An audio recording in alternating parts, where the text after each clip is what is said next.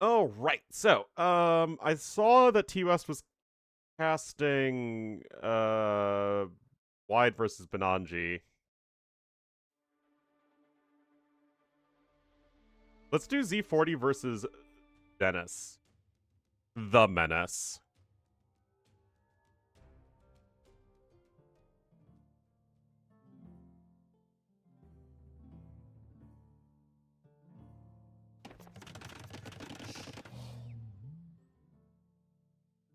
Now, they're 30 IRL minutes into this game.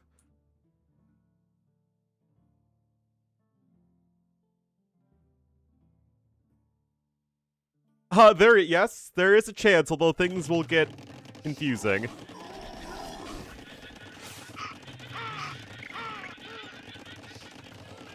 Alrighty, guys, here we are, game number 1. They are 30 minutes into this one, so we might even just be at the end of it. But still, Z40 going to be here in the blue as the Italians to the northwest of the map, and Dennis, our local menace, going to be here in the red as the Britons. Again, this is one of those maps that we do see Britons on, thanks to all of the capybaras. And Italians, I mean, this is a hybrid map, so of course they are going to be very good. Well, that's going to be an easy kill there for Z40, who did seem to lose a Vil somewhere. Ah, Men-at-Arms. That's another kill.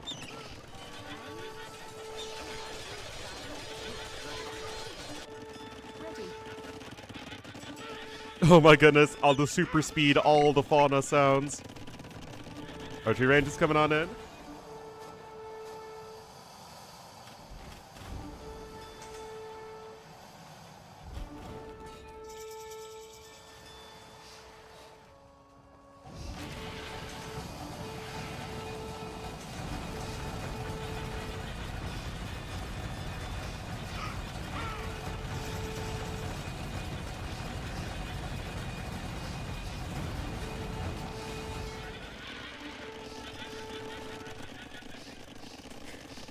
Well, Z40 did add a bunch of TCs quickly, and he's on both sides of the river. But yeah, this still should be pretty good for Dennis.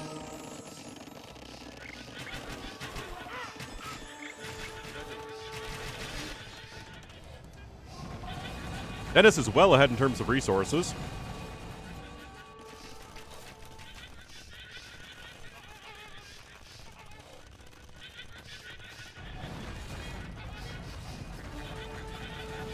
Oh, look at the Hulks on super speed. Neom.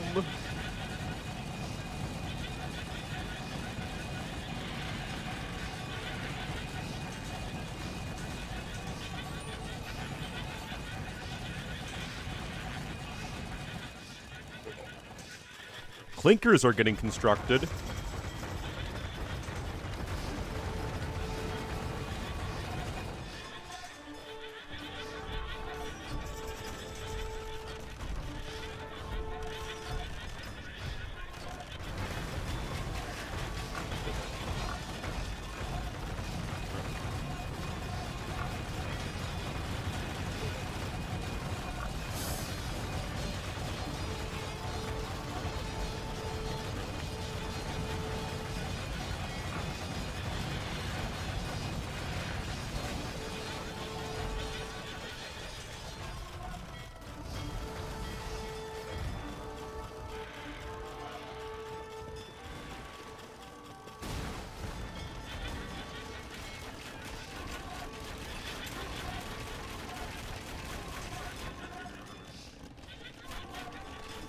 It sure does. Sorry, I'm just eating my oatmeal roll right now.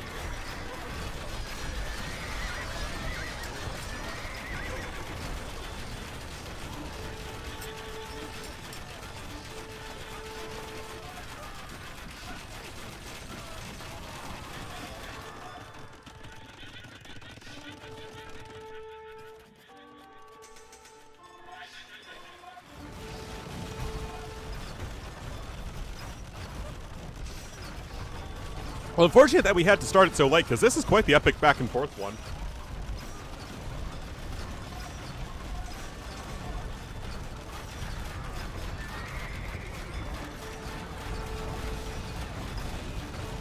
No cannon galleons on the field yet. And now it's all Carracks.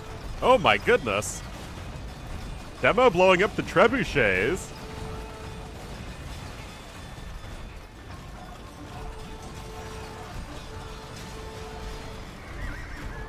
I mean, you have that mobility advantage with all those light cav, and now the cannon galleons are queued up.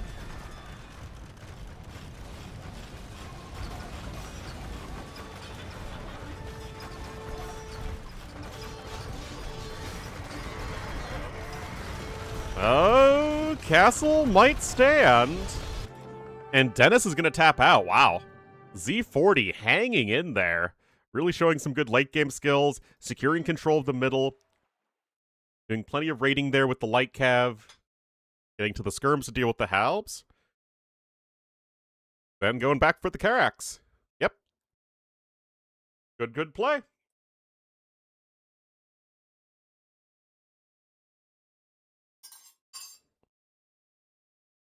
Yeah, sorry I woke up so late. I was very tired after yesterday and not getting much sleep and waking up early only to not have anything to cast, but we're here now.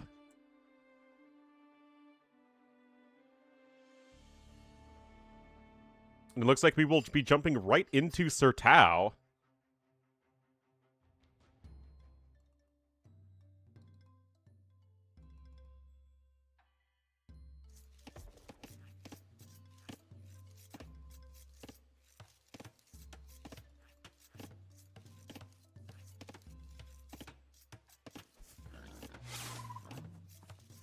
Alrighty, guys, here we will have Dennis down 0-1 here to the west of Sir Tao in the red as the 2P. And to the east in the blue as the Khmer, it will be Z40. So we've seen on Sir Tao plenty of times that the civs that can do extended feudal age with little gold tend to do very well here, and that will certainly include Khmer. This paper towel has a little bit of peanut butter on it. You can have it. Oh, but that is... oh, boy. Yeah. That just... Chompies just don't feel very good right now. It doesn't feel like an advantage of any sort. Oh, and now more Chompies are on the way, and you just lost your first one for free. That does sting.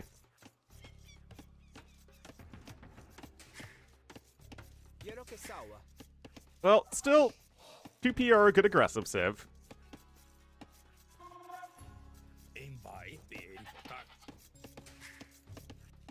Khmer, though, are going to function a lot better without gold. And that is something that's a little concerning here, is that you really do need to secure gold with the 2P. You want archers, you want chompies, get to Castle Age. Of course, then you're going to want to get to your Blackwood archers. I still think it's kind of going for like a combination of pikemen and Ibirapema warriors is pretty underrated.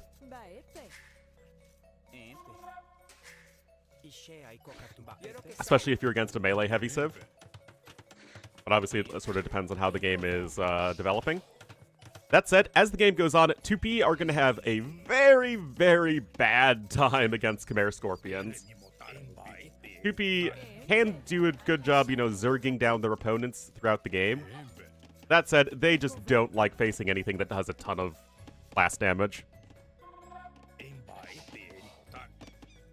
Yeah, Z40's been part of it for years.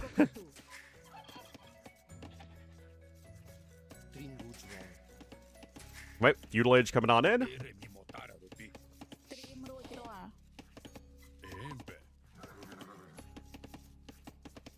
$19 pop here for Z40. Nothing too crazy, but that's totally fine. I would imagine a quick archer play, possibly. Well, okay, so the logic used to be that you want to open archers against the American civs because they go for militia rushes and men-at-arms rushes all the time. Maybe the logic is a bit different because Chompies will just struggle to deal with scouts.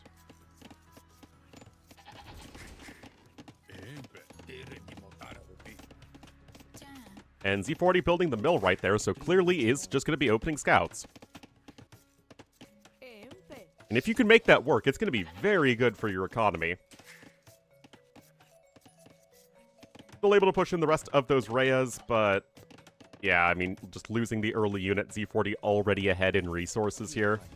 Getting himself all secure.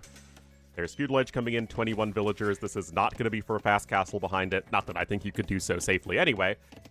But still, it is worth mentioning. Remember though, 5 villagers can hop into those settlements as the 2P, so that is very helpful. And there's another settlement incoming. And there we go, DBA and Horse Collar and a stable coming in. Minimal walling here for Z40, just making sure that the foragers are safe, making sure that you have the houses here, just going to get that fully walled. And Z40's eco is going to be really, really nice. Is it good defense? Well, not really.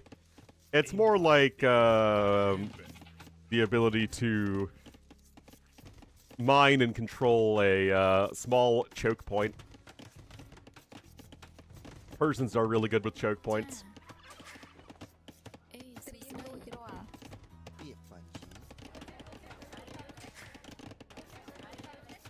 Alright, now going over to the fruit bushes there, or pineapple bushes.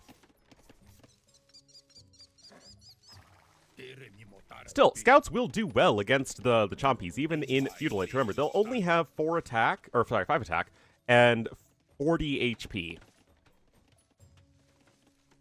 So they have the same attack and less HP than the scouts, and the faster movement speed of the scouts enables them to take the more efficient engagements, and especially true before the upgrade comes in. The Orn Dog. Oh no, guys. Oh no. Yeah, just cancel that upgrade. It's not doing anything for you right now. All those chompies dying to the scouts. To reiterate, chompies went from being way too good, just a one-trick unit. All you needed to do with all of the chompy civs was to play chompies. To, yeah, not the best unit.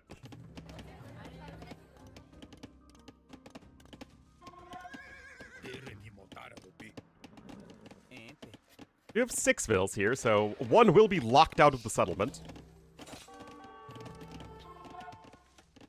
Still, archers are on the way. Rush distance between this particular spawn is quite close.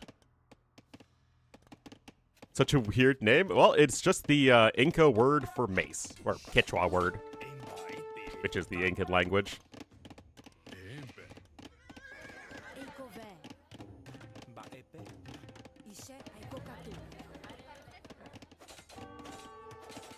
Oh, gets a kill there.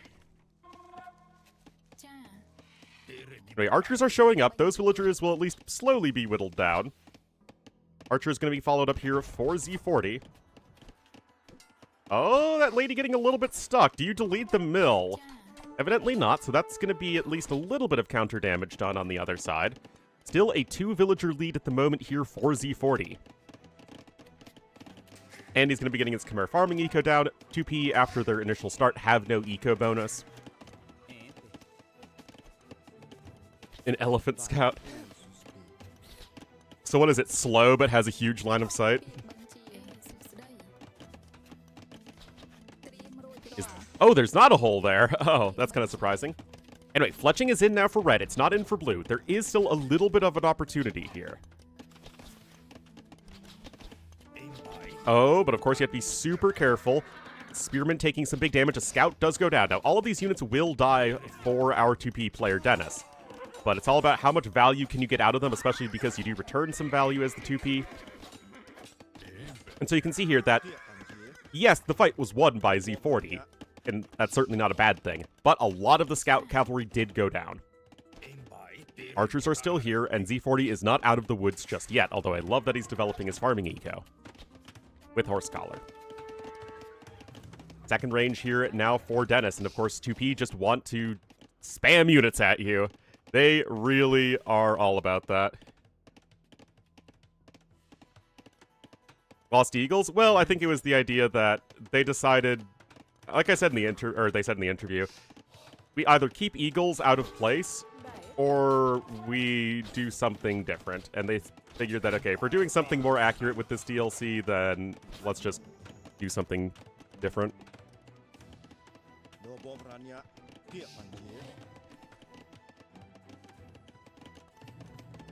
Right, archers are on the way.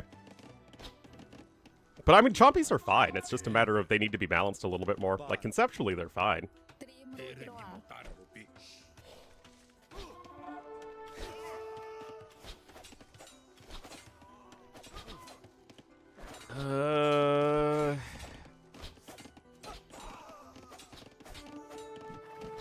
Well, that was very unimpressive there for Dennis. Oh my goodness, all of the spearmen died, and now the scouts of Z40 are in. Oh, jeez, you are really going to struggle to keep the production up.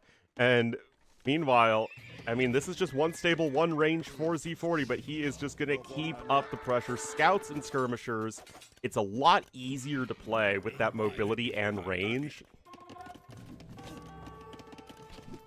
And Dennis isn't even making anything, man.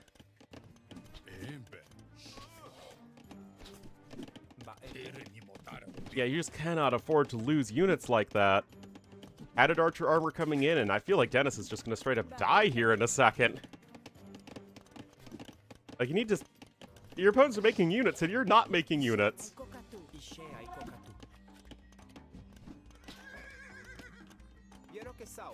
Kerekosawa.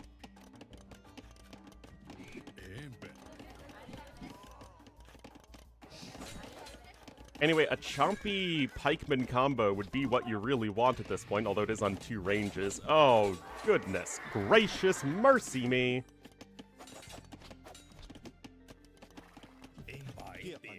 Okay, there's a defensive tower incoming. One could argue very late. Now, even idling the TC a little bit here. Now, he will click up to Castle Age. And there is certainly something to be said about that. And the scouts have no upgrades still at this point, although you will lose another villager there. Still, tower's in.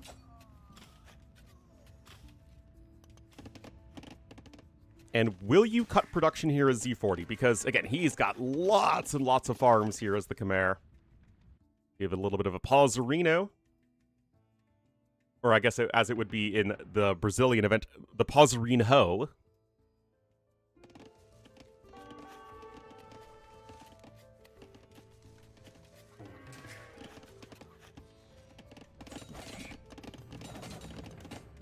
But what is that transition going to be? Because if you're just going up to Castle Age to only make skirmishers, that is extremely unimpressive. Alright, there's a barracks coming in, a market as well, so yes, I think the chompy switch does make sense. Parts of Brazil? Exactly. Remember, the villagers do not heal in the settlements. They decided that would be overpowered, which it very well could be.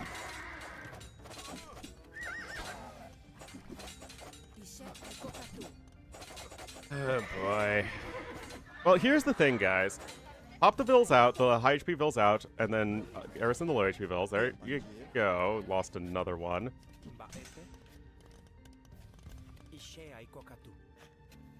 And Castle Age is now coming in for Z40.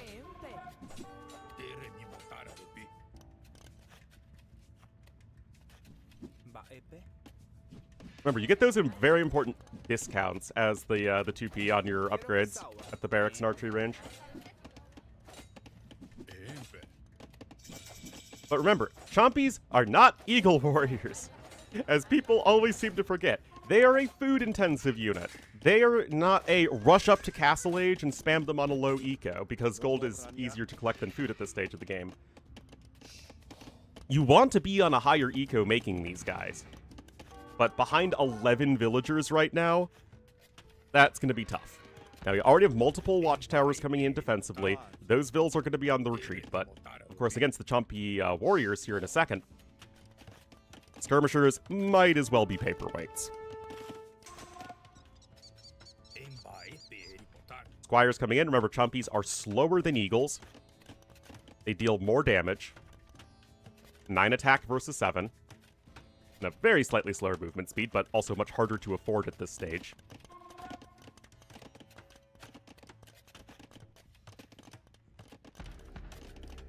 Eagles to Mayans. Again, I think when you look at an AoE civ, I think you just need to not, or like the name of a unit, especially a regional unit. Don't get hung up on the name so much as what it represents. Like, it has to have a name, right? So, you know, lightly armored runner infantry is really what the unit would be called. But they just have to give it a name, so they went with Eagle Warrior, as that is much more recognizable.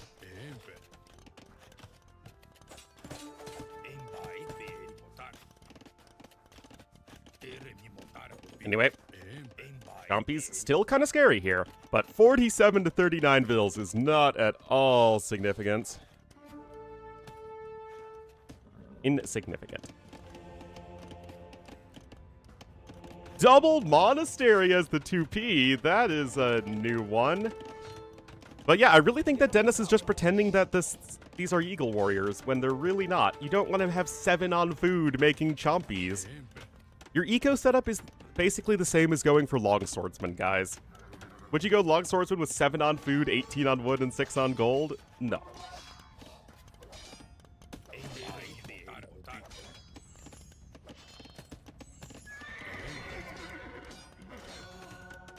But yeah, I really don't know why the double monastery with so many light cav hoovering around. But now the eco really should just be way too significant to difference. Still only double bit axe versus bowsaw now.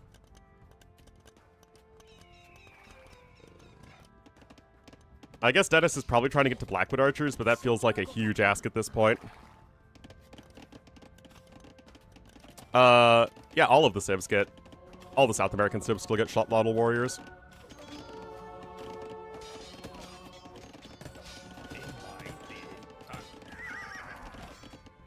Well, I mean, this is also just the mobility aspect. You don't want to be defending on this map in general, especially not with a civ that doesn't have cavalry, and this is all ogre here. I just said that. Yes, they do.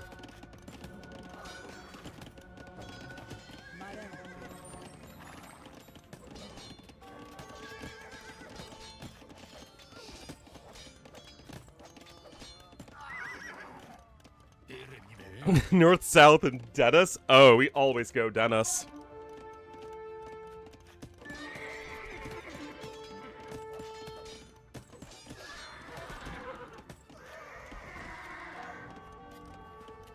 I seem to recall this situation arising in Alice in Borderland.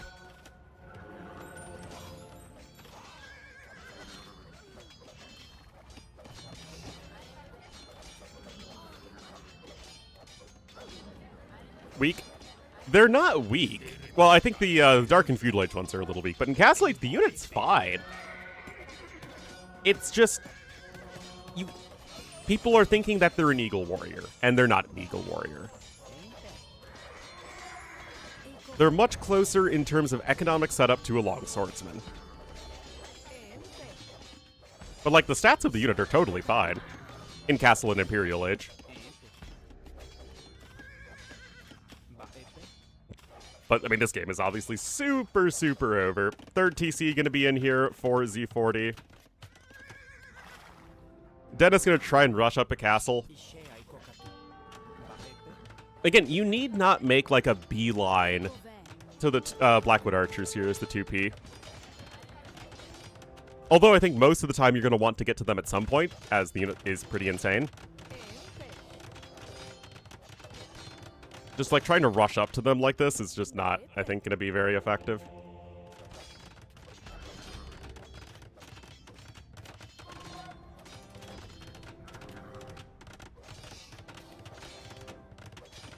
Again, Blackwood Archers are definitely a little too good. Are they so good that they would overcome this difference in the game? No.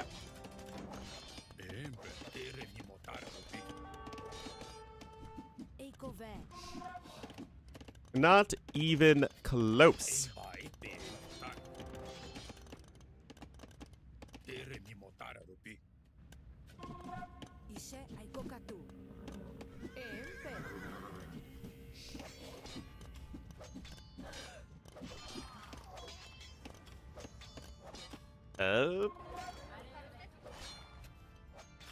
Catch up in army numbers? I don't even think that.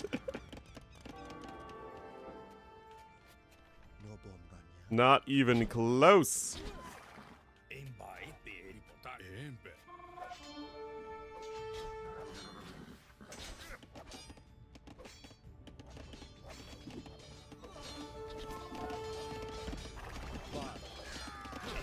Oh no.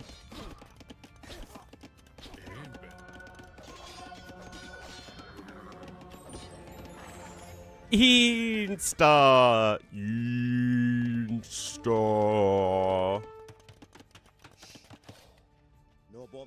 Look at that skirmisher, staring off into the void, at the edge of the world.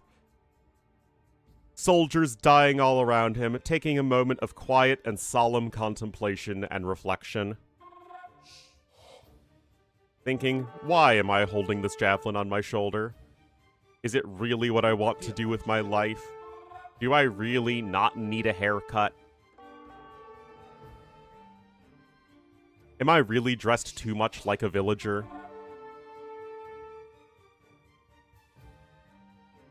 These are the real important questions to look at. Anyway, this is all still happening.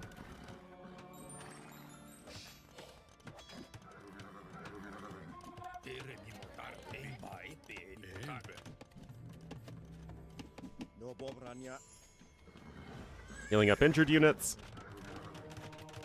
Fourth TC, sure, why not?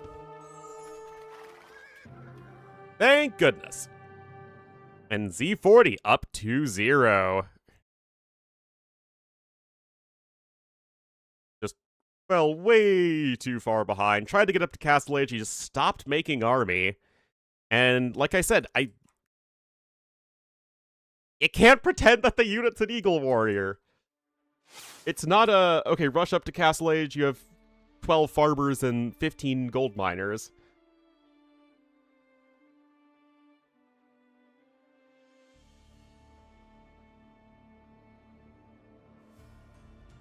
Uh-oh.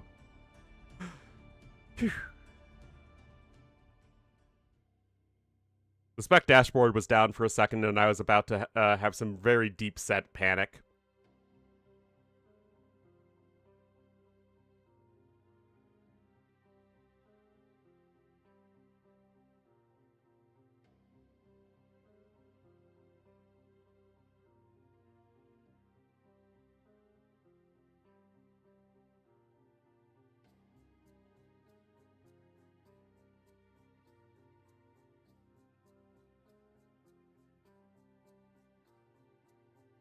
Alright, Lensois Madaniensis. My corgi has abandoned me. Guess I'll get coffee.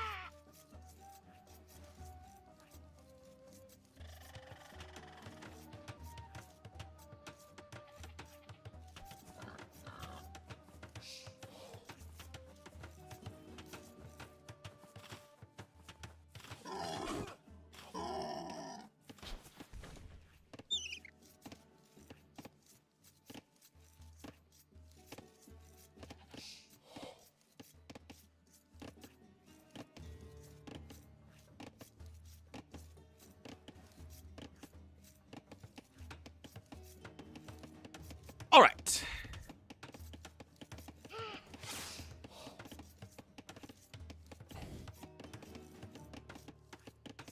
Here we are, game number 3 here on Lensoy's Modeniensis. Very, very aggressive map. With the monkeys trapped in the forest. They're too powerful to be let out. Hold on. Hold on. Guys, these are clearly chimpanzees and not monkeys. Monkeys are smaller and have tails and are generally living in trees, whereas chimps are more grounded. And much closer to humans.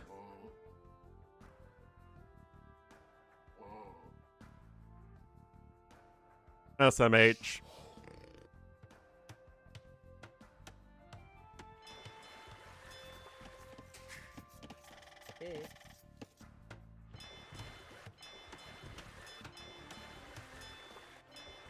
Alright, Feudal Age is on the way.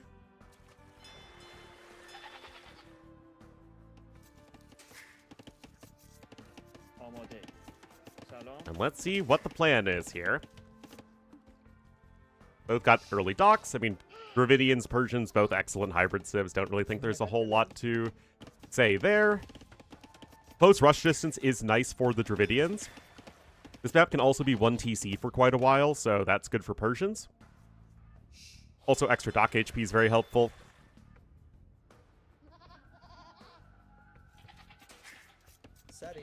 Suddy.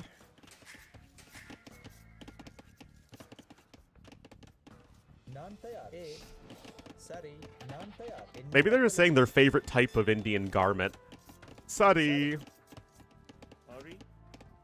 Isn't that a garment? I'm pretty sure that's garment. Sorry.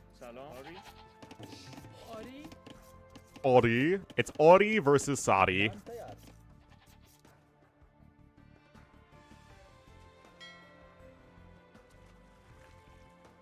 Still, more fishing ships are on the way, and there's the barracks that we have to anticipate from Dravidians.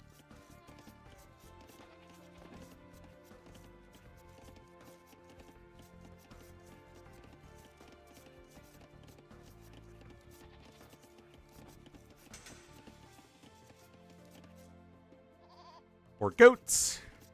And Feudal Age is on its way. Not quite yet here for Dennis.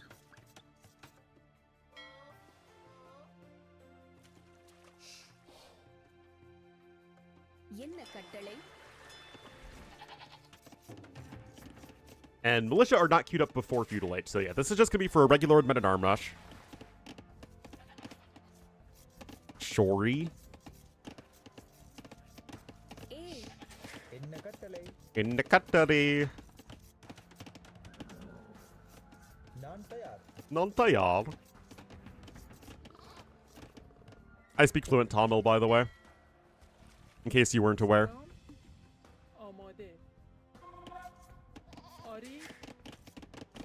Anyway, this is open, and I wonder if Z40 recognizes that. He might not.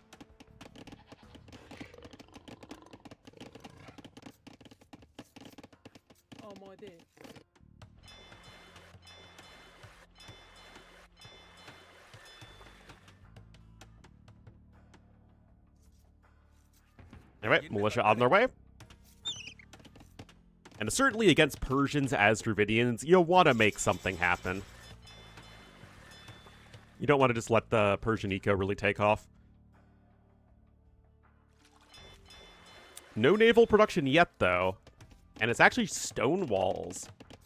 Really just trying to get himself all safely set up. Remember, you don't have any gold here. Bahubali? Oh, yes. Certainly. That's me.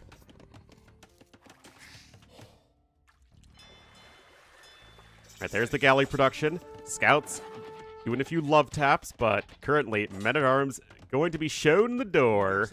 And by the door, I mean the wall. That militia not in the right place at the right time.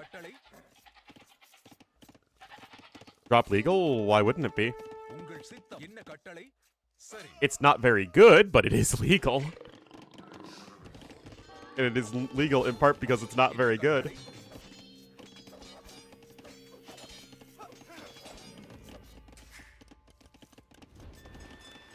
Z40, Z40 wall. Anyway, I do think that one of the current weaknesses of the water meta, or the water rework, especially on these hybrid maps, is that sometimes you just start by making the wrong ship, right?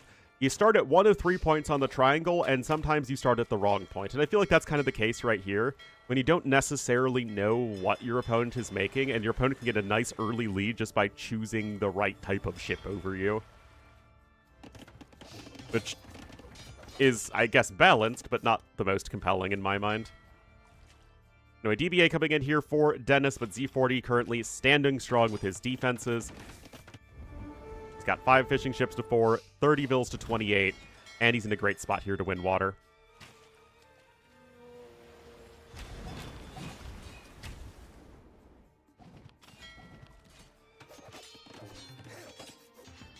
Barracks there. Oh, gets the snipe. Not what Dennis is looking for.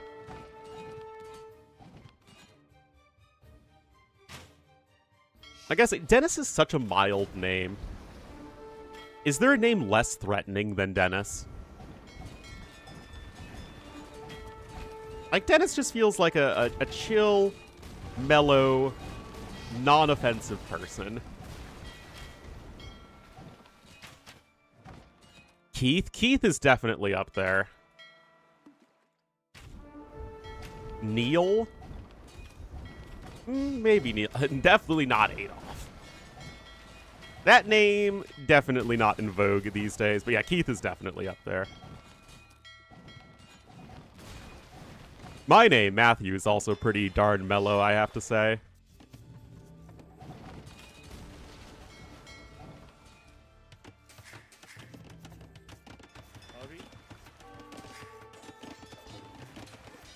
Anyway, this has all been extremely one-sided.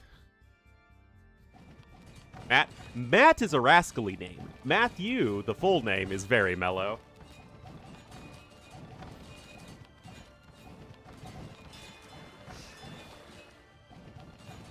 Craig?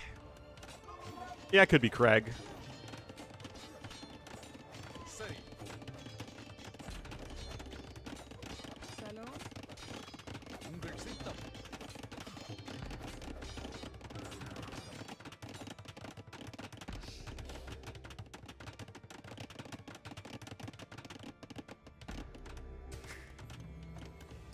Nope, Doc coming in over there.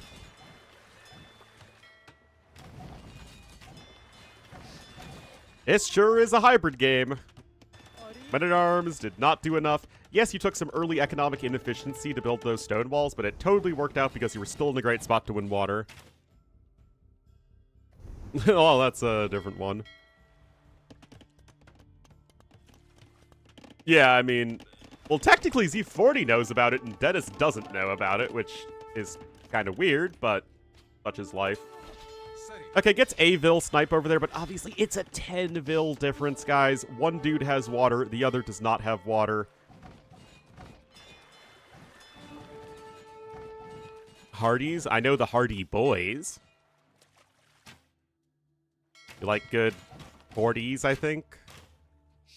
Children's teen detectives novels? Novellas, really?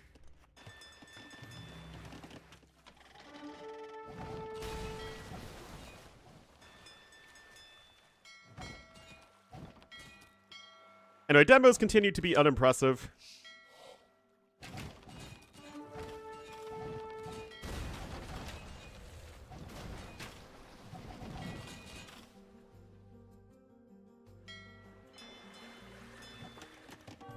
Archery range coming in. Castle Age is going to be on its way, and that is certainly one way that Dennis can get a big advantage. The issue is, as Dravidians, not really the strongest early Castle Age civ in these sorts of situations because you don't have knights. Like, they can be very, very good if you have army from Feudal Age because, you know, it gets a cheap upgrade with, like, the barracks. You get the extra wood that can be used in a lot of different ways. But in this situation, it's a little bit more difficult to find anything too powerful to do. There's another dock, actually, all the way over there. No, the fishing ships are kind of idle right now. The res collected are still surprisingly close for it being such a significant difference in workers for quite some time. Anyway, hookers here. Going ham.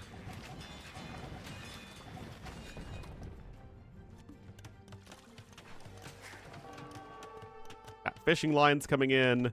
Wheelbarrow as well. It is going to keep you in Feudal Age a while, though, and I'm sure a lot of the eco lead is in wood collected. Oh, am I a smart caster, guys, or am I a smart caster? Look at that. Behind by 900 food and 600 gold, so credit here to Dennis. Getting that food eco going when he really needs to. And part of that is that the fishing ships were mining gold most of the time with the whales, so that you didn't have gold access here. Now, of course, that could bite you in the butt, theoretically. Anyway, almost up to Castle Age here is Red. He still will have several docks with which to work. I have no idea why he's still making demo ships. They are going to be super unimpressive, and now he's going to get medium warships. And he is also getting the demo ship upgrade. I don't know if I ship that.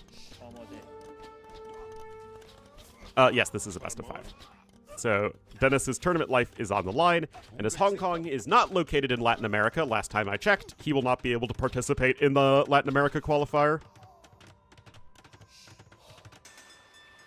Although it's been a while since I checked. Maybe Hong Kong has moved to Latin America. We shouldn't assume anybody's identities anymore. Well, that was not the most sexy demo hit.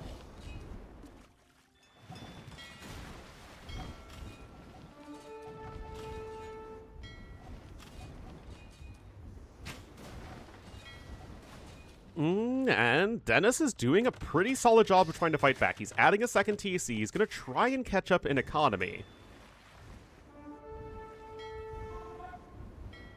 3 HP on that fire ship. If you can keep within the minimum range, not all the fishing ships can sit there safely. Still a minute from Castle Age. I mean, Dennis is really trying to make this work, guys. Good to see some fighting spirit. You know, I know his fighting spirit became a meme with Red Bull that one time with ACCM, and it is exacerbated a lot with certain players, but just having sort of that mental toughness to dig down and play your best when things are not looking good, I think is actually a very underrated skill. And one of the reasons that separates Hera from everybody else right now.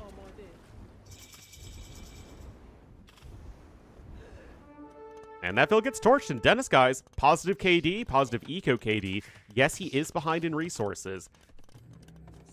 Z40, though, has been making towers and stone walls. He's not actually working towards a castle. Dennis is now going to start making some elephant archers from 2 ranges. We know how good those guys are, especially with Dravidians. Third TC coming in as the second TC comes in here for blue, but 10 fishing ships, essential here for the economy of Z40. And most of them are stuck right now. In fact, all of them are. I read that as, how do you feel about ducks shooting arrows? And I was going to say, well, I don't know. Ducks shooting arrows? Pretty darn awesome. Pretty terrifying, actually. Anyway, now the Navy's popping up here from Z40. I don't actually hate it, but it feels like it's a little overtuned. Either too many fishing ships can get garrisoned, or they docks deal too much damage or something. Conceptually, making water maps not a rush to Feudal Age to go kill your opponent's fishing eco, I think is interesting. Or more interesting, at least. Building a navy here is kind of weird. Zero, I did know that.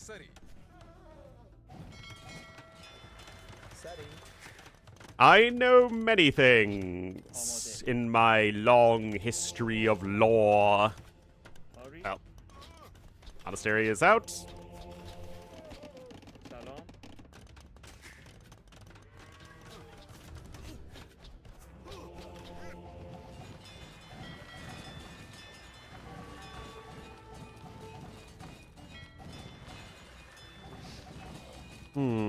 I mean, there is a demo in here. Indirectly, it doesn't, though. Harbors are still... Harbors, if anything, are better than they were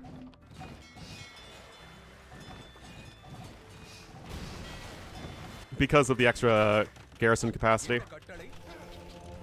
Anyway, nothing yet here from the Siege Workshop, and you don't want to sit under TC fire like that. And the third TC is coming in for Z40, and in terms of raw villagers, he's still doing quite well. Even has that wheelbarrow upgrade, although missing bowsaw.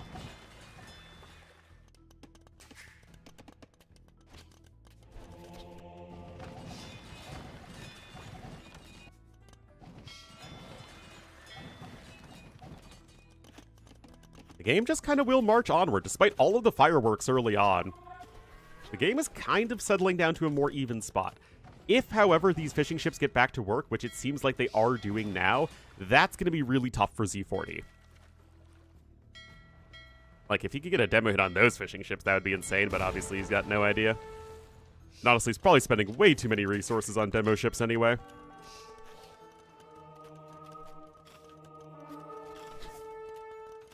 The Persian monks, or the punks, are coming out.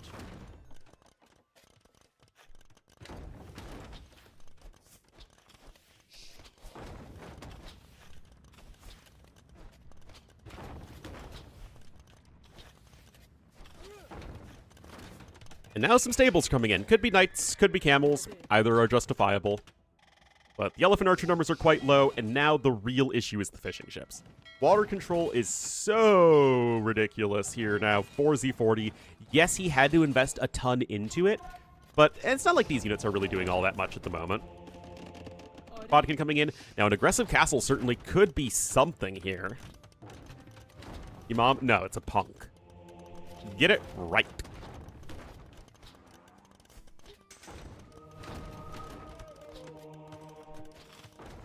Where do you think punk culture comes from? It comes from Persian monasteries. All right, castle coming in. Guys, is the tower going to work? Punk goes down right there. A couple scout cav aren't going to do anything here.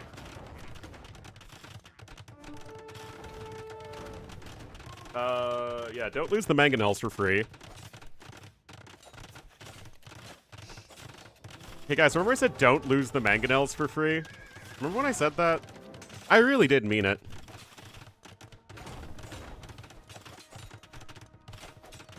Okay, this was not the best unit control ever. It was a little Ornlu-esque, if you will.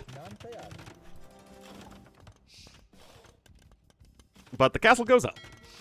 Got heavy plow coming in. Really, of course, would like to see wheelbarrow at this point. Really no reason not to have it.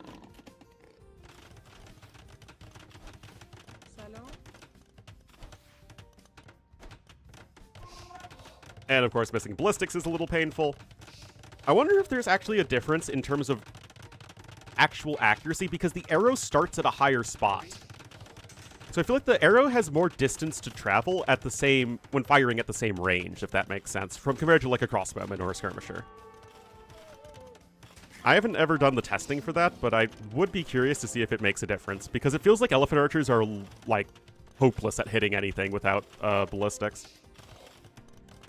I mean, the base accuracy is 70, which, like, obviously isn't amazing, but I still feel like the accuracy is no bueno.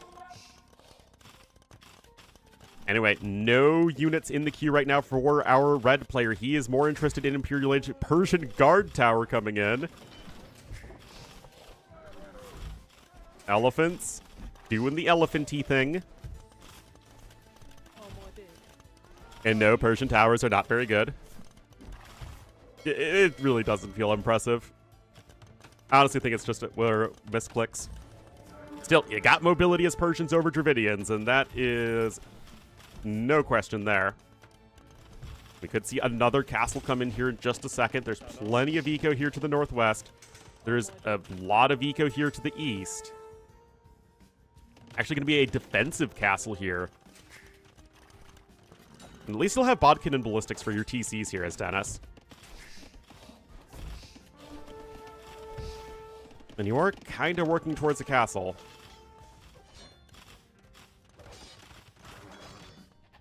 Yeah, I mean, the full water control is still huge, though.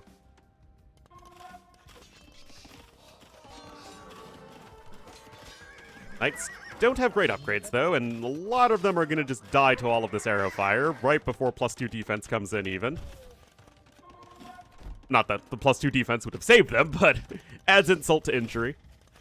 And more Fisky Mothers are on the way, and yet neither player is really interested in Imperial Age at the moment. Infantry armor coming in.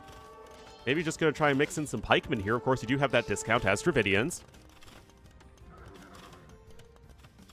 Good old barracks upgrades cost -50%. Totally not copied by the 2P if their barracks and archery range upgrades cost -50% food.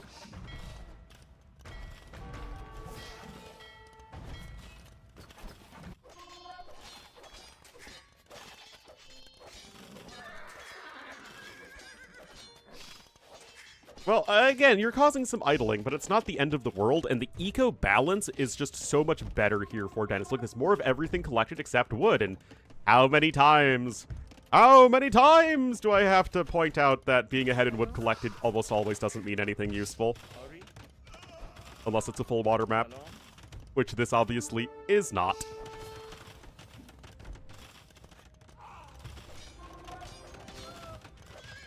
More towers being attempted here. But yeah, those knights are not able to stand up to the Elephantos.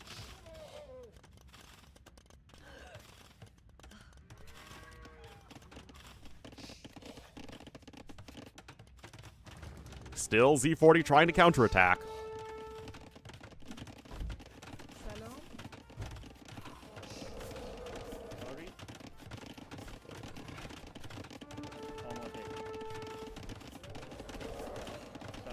Ornlu's dying. Score lead here for Z40, and the populations are getting closer. Or sorry, for Dennis.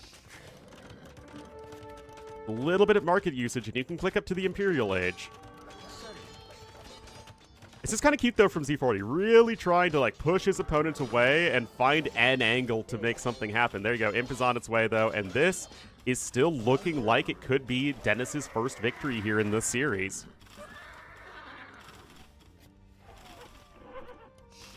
It's more value right there. He's still behind in overall resources, but again, 8,000 food he's behind, or wood. I need more coffee, evidently. Dennis is ahead in everything else. He's grabbing handcart. His eco upgrades are looking better. The Persian guard tower push.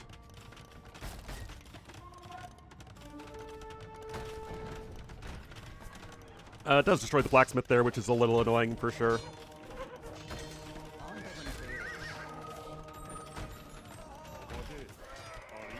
Yes, the Elephant Archer Guard Tower Battering Ram triangle. Truly the pinnacle of AoE 2 damage. Bill's gonna try and punch down the guard tower there. Bodkin just now incoming. More knights are on the way. This is a lot of knights. With +2 defense and the Persian bonus, which does impact them versus Elephant Archers. I mean, the Ellie Archer numbers are none too sexy right now. Got fish traps coming in. Imp is not in yet. Another tower. Oh, excuse me. I mean, this is a really cool sort of late Castle Age, almost a Hail Mary level push. Pikeman upgrade coming in right now. You need plenty of them, but the Elephant Archers going down means that you don't have a whole lot to apply pressure with in early Imperial Age here. Happy Imp. So at least 4 barracks at the moment. Bracer coming in. PC there is going to go down. What a wild one.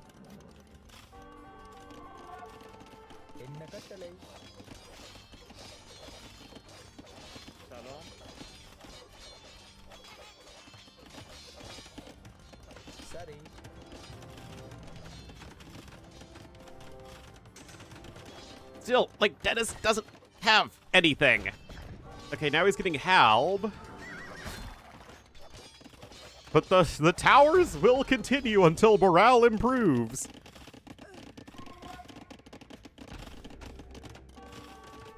How's the gold situation, though? You can't have that much left. I don't think he does, whereas Dennis will have plenty of gold, although what he wants are halbs and elephant archers, and those require food. And the issue right now is that your food income has been made a complete mess by all of this pressure. The towers will take a while to get trebbed down like that, and Z40 has the res to click up to Imperial Age. Will do so in this TC, and now range is coming in. Probably wants to get towards hand cannoneers eventually.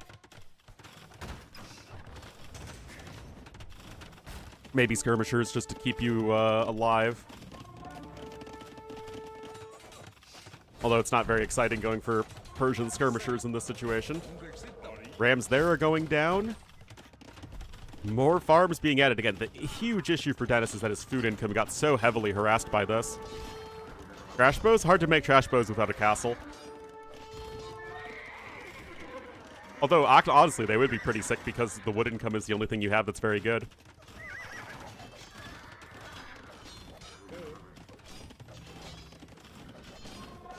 Well, it does snipe the trebuchet right there.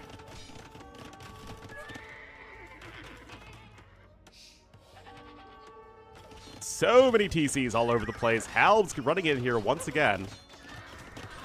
And they are easily going to mop up those knights. And now, it's going to be a real tough ask for Z40 to see what on earth he's going to go for.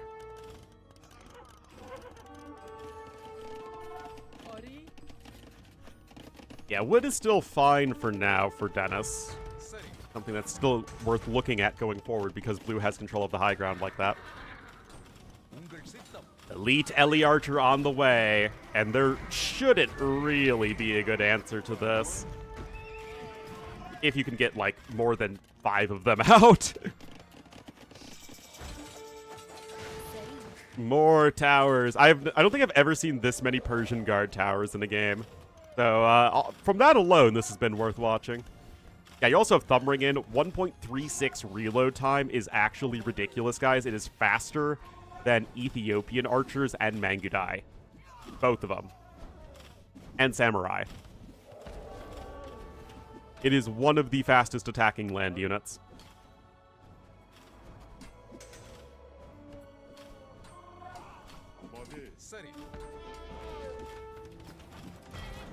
Although Temple Guards have everybody beat now.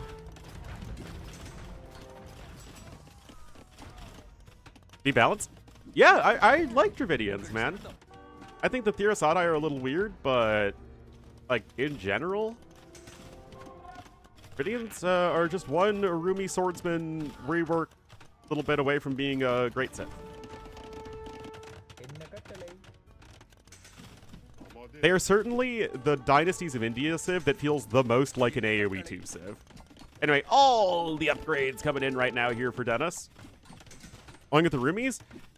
Against melee units, they're extremely impressive, but they die to an errant breeze if the errant breeze deals pierce damage. Anyway, the skirmishers will keep you alive for a while against the halbs alongside all of those towers, but of course the swordsman switch is just not something you can deal with whatsoever. Even some Ganon Callians are on the way, bleeding some of the Hulks right there. And gold isn't the best. But yeah, Treb's there, going to start knocking down the guard towers. Grab over there. Got the siege elephants coming in. How often do we get to see the siege elephant? We got bombard cannons. Remember when Dravidians launched without bombard cannons and they were terrible? Yeah, that was something that they needed to have. No Savaris. Well, I mean, he's trying to work towards Savaris, but he cancels it. Just doesn't have the gold income.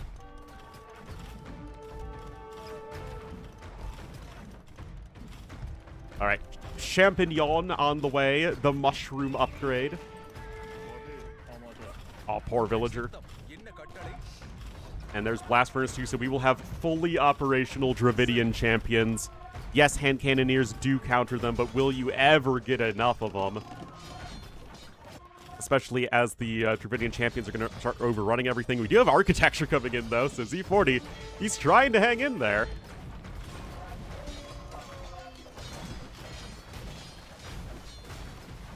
There it is. Champy. The real champies. Also, the Moma kill is ready for battle.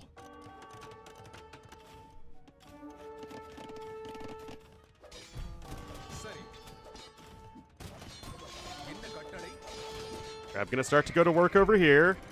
More are on the way as Z40's trying to hang in there. His population is still quite good. 32 of them are fishing ships, but I think all the fishing ships are still working just fine. Cannon galleons here are gonna go on that castle. And now Dennis is gonna need some skirmishers of his own to try and stop this. Yes, there it is. No, the Elephanto!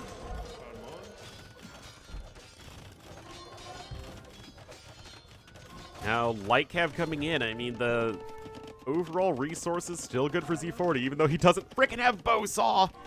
Oh my goodness, that's a little triggering. Another Siege Elephant is on its way.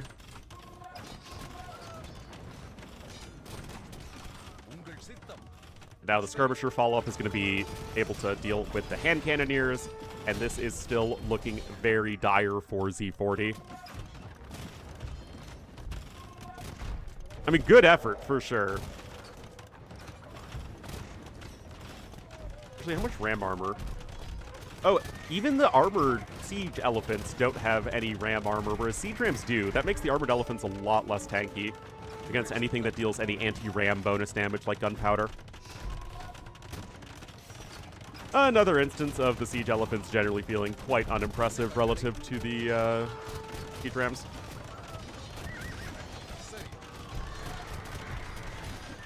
Anyway, champions here with Dravidians, with Woot Steel in. Obviously very, very good.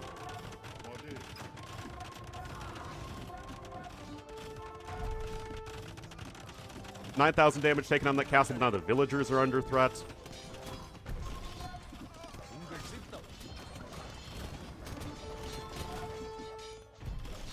I mean, Z40's doing his best to take efficient fights here. Even a few halbs and champions show up, and they'll just, of course, wash away the light cav.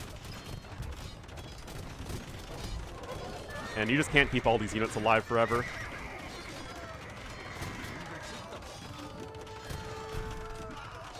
March forward! A good bombard cannon hit. But now most of the hand cannoneers have fallen. Now you're really running low on resources. Yeah, almost all of the hand cannons are gone. Good job focusing them. You do need to get those reinforcements in, but oh, they're on their way. Even all that infrastructure is under pressure. Bombard cannon is still here, but yeah, light cabs aren't going to do anything there against those Woot Steel champions. I mean, they wouldn't be very good against regular champions, much less once they get 3 more attack.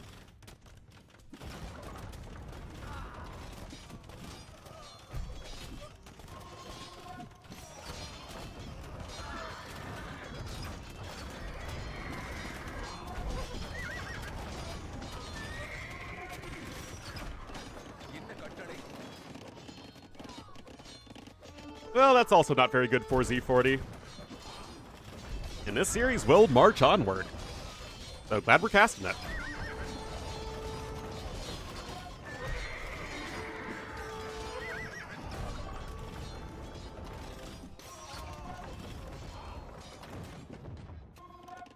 You do need to keep your macro up, though, as Mr. Dennis.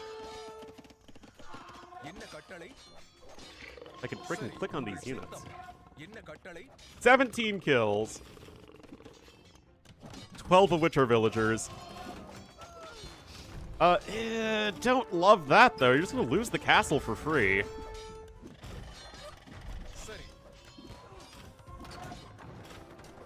Nope, that's not enough. Castle's going to go down.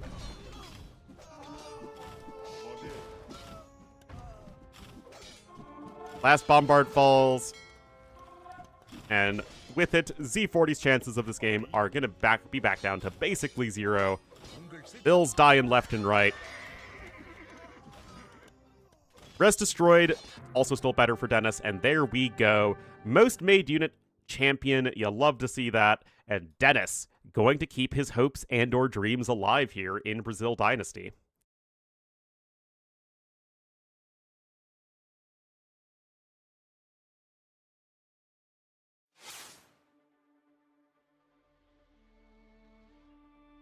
Real name? I have no idea. We can check Wikipedia. Dennis. It's Dennis. Dennis, quote, Dennis Lau, is a Hong Kong AoE 2 player.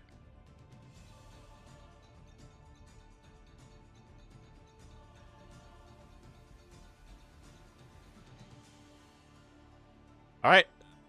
Monche Pascal is next. Sorry, I don't have the drafts up, but they've been getting into the games pretty quick. Yeah, they're already getting into it, so no real point.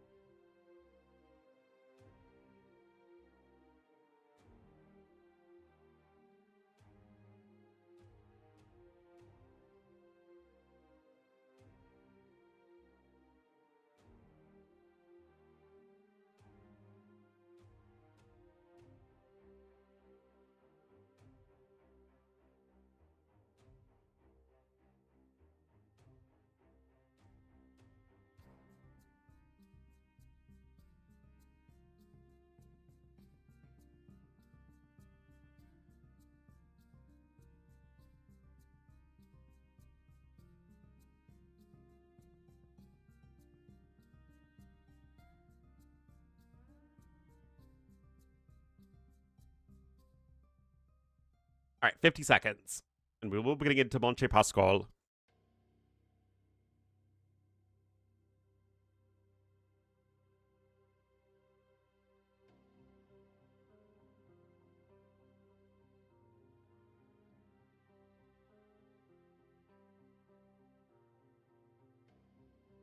Nubian Civ, will that be the perfect Civ for you, Swamp Gas Enjoyer, because you're such a Nubian?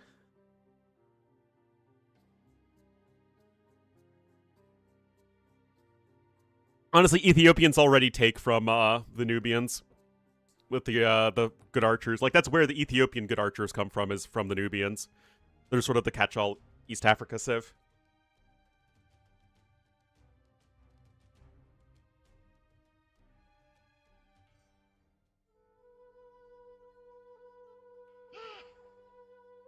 An Olmec Civ? I don't think so. In general, I'm not a fan of having civs that just exist as precursors to other civs.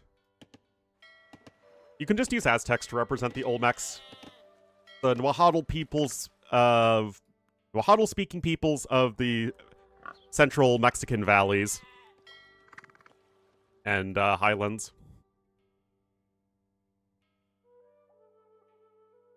Deadbeat human, yeah. Anyway, guys, both players this time are going for the land, so interesting stuff. Also, we have the battle of the island of Cyprus versus the island of Austria. Have Rome? Yeah, but again, I don't think we should use the Romans as precedent for anything. Which is why, like, I don't want to see an Olmecs or Toltec Civ. I don't want to see a Ghana Civ or a Songhai Civ, because that is a precursor and successor state to the Malians. I'd rather just see more surface area of the globe covered, as it were.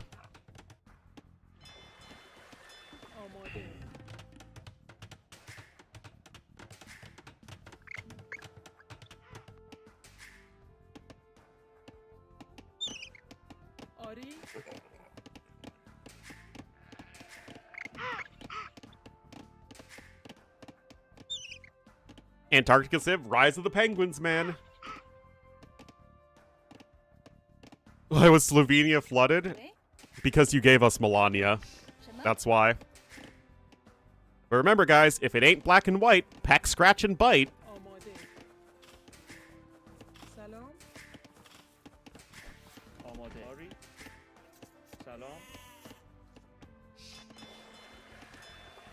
You think I'm kidding?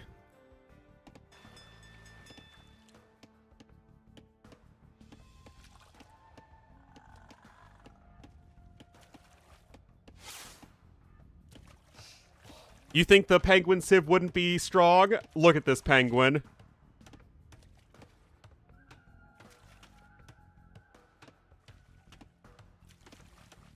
Look at that penguin, man.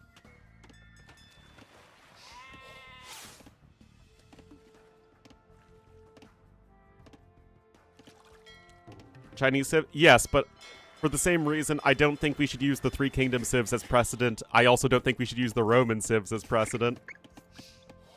Are emperor penguins? Wouldn't their kings be king penguins? And wouldn't their emperors be emperor penguins?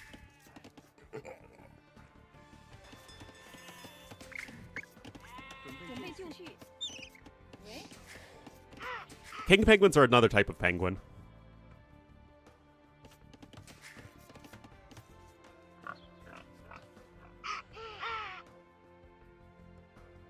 Kingdom of Great Zimbabwe. The issue with a Zimbabwe civ is that they didn't come into contact really with many of the other AoE 2 civs. We just don't know very much about them. Remove the Three Kingdom civs? Yeah. Seems fair. Remove Three Kingdom civs and Romans.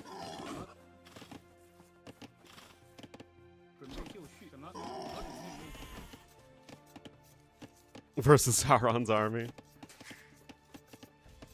I don't know. You'd think that the Galactic Empire would be pretty OP, but I don't know. They have stormtroopers, man. I trust orc archers way more than I trust stormtrooper aim.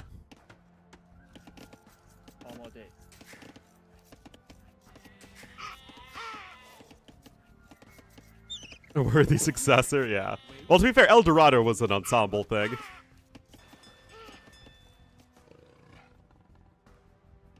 Uruk-hai? Well, the Uruk-hai would be an Isengard civ, not a Mordor civ. Come on, man. Also, hello, Maxon. Oh, absolutely. The devs will literally never remove civs once they add them. It makes 0 sense for them to do so. That said, I do actually think AoE would be better without the 3k civs and Romans. I actually don't think they add anything to AoE. Empire has the Death Star? That's true. But if we're going for the actual full-blown lore, Sauron also would have the support of Melkor, and Melkor counters the Death Star.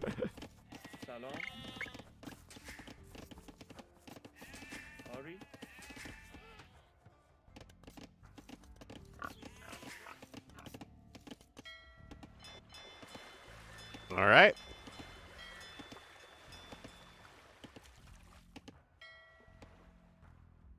Long-range siege drafts?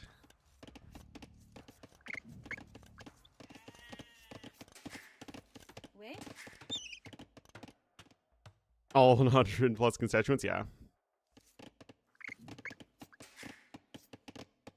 Civs? I mean, I think that Africa's pretty easy. You add Benin or Nigeria or Yoruba, but I think Benin makes the most sense because they were like they had a much more traditional kingdom. Swahili, Han and Bornu, and Somali. That gives you like the entire breadth of Africa, west to east.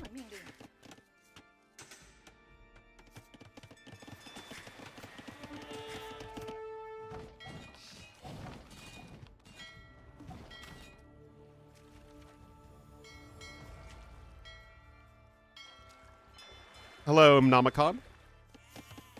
Anyway, nothing too crazy happening in this game so far. Dennis, with the power of Persians, though, is going to be ahead in economy. But nobody taking a super decisive naval victory thus far.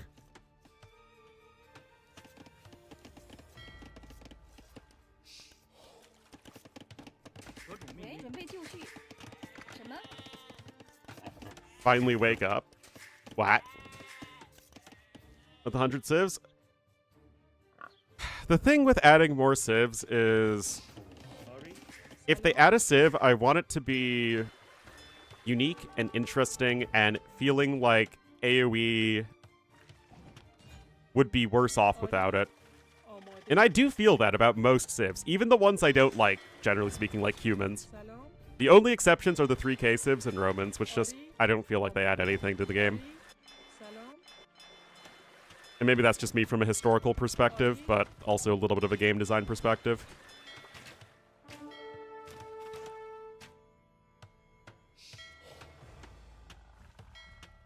Anyway, Dennis is slowly getting a lead here on the water with the Navy.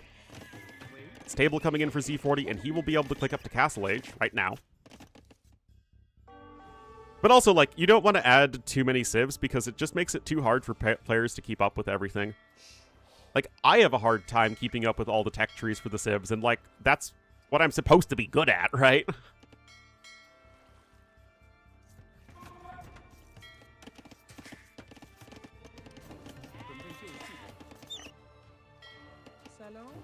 So I think it's a really tricky situation because the devs are really struggling to find a way to create successful expansions to the game, well, DLCs to the game, that don't include new civs.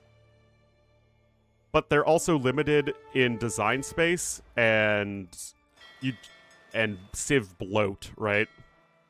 So you can't just add new civs all willy-nilly.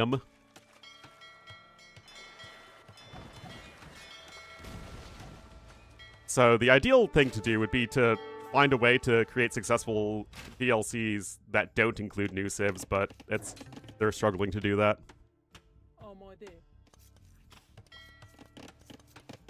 A DLC without civs. Yeah, I mean, yeah, Victors and Vanquished and Chronicles, and they threw in Romans at the last minute that was clearly not intended to be a regular civ.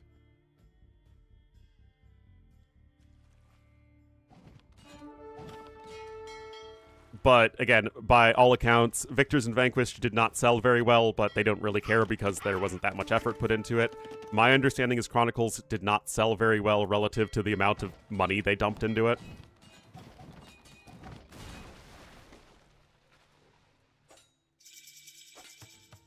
We broken stuff? Yeah, it's tough, right? Anyway, Z40 coming in with the Siege Workshop.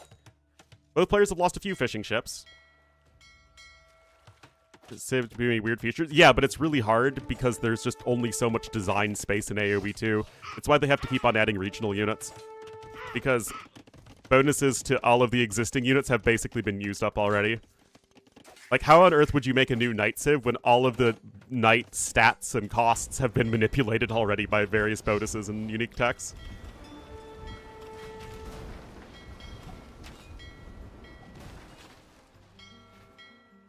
There's only so many things you can do to manipulate AoE 2. Free Paladin upgrade. Ah, yes. Except that would literally be a better version of the Burgundians bonus. So, nope. It actually still steps on the design space there.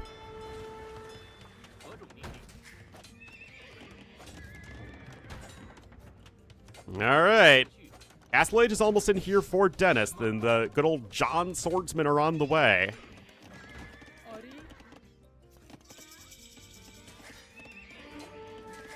A full stable.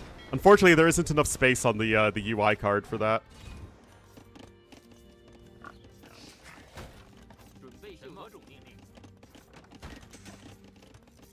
Received on the Civ front? I totally agree.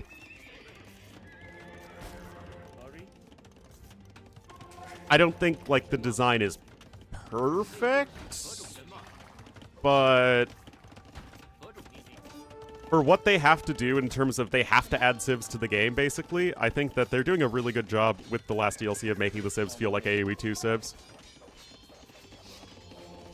Anyway, GN Swordsman finding some good value right there. Monastery's in. The thing is, the knight numbers will slowly climb, and of course, knights are very good against GN Swordsman. Here on the water, Dennis still has the ship advantage. It's 11 fishing ships to 6. Is Dennis going to try and bring this to a game 5? Tons of walls right there, medium warships coming in too. But it's going to be really tough. Like, how do you get a monk with a solid conversion there, especially if the knights are running around in every direction?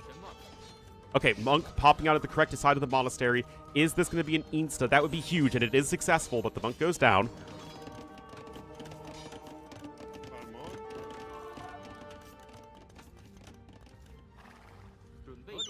But yeah, the devs can't really add or remove a civ to Chronicles because that would be tantamount to just adding or removing a civ from the game because very, very, very few people actually play with the Chronicles civs in multiplayer because they're so different from the other civs.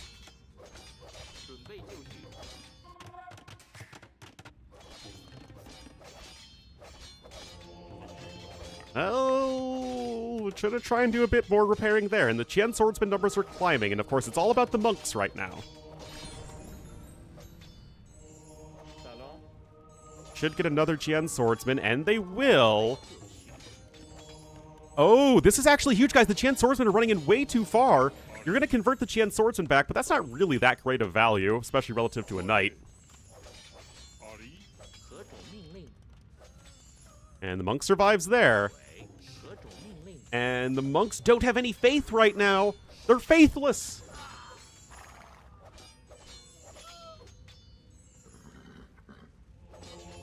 Now, another monk will pop out, but Dennis is doing a pretty darn good job of holding thus far. Yes, that second TC's in, and blue is starting to mine plenty of stone for a potential castle drop. If they're introduced to multiplayer, but they would have to kind of be reworked, though. Again, they use a different tech tree, is the thing. They use a completely different asset set. And I think for that reason alone, they should never be included in multiplayer. Like, historical reasons aside, players shouldn't have to learn two completely different tech trees. Like, even, you know, like the American civs or the Three Kingdom civs, they use the regular tech tree. All the tech names and stuff are consistent, whereas that's not the case with Chronicles.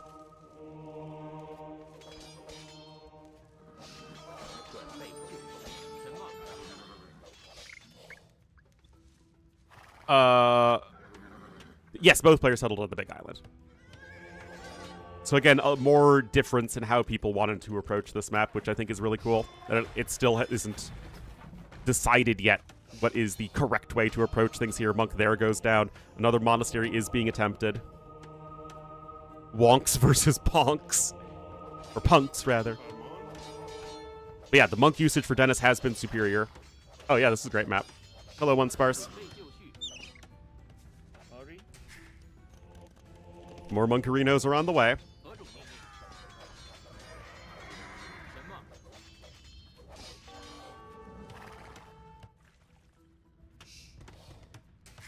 Another TC coming in. More walls, but it's just the eco is not very good here for Z40, especially because you still have 16 fishing ships standing. As Dennis, he still has a transport ship and can and should mix in some more docks to save with the sailing distance. Even second TC works here? No. Because it's way too much wood in early feudal age. Like, you have no Dark Age eco bonus, and you just have to spend a ton of wood in early feudal age. Like, you just lose water every single time. And fish booming is better than having a second TC, so you can't just, like, go mainland TC and then add a second TC even further, and you're still going to be super far behind. Alright, just going to try and convert that knight back, going to force the deletion. Or he'll just get it right back. TC coming in there. Defensive castle on the way. And I don't know about you guys, but I believe in fire archers. Do you believe in fire archers? Because I believe in fire archers. Also, Dennis really does need to get back here on the water and start mining stone on these islands and building extra docks for his fishing ships, because that's very inefficient. Second TC, except they're cheaper and faster to get going. Oh my goodness, multiple layers of stone walls as well.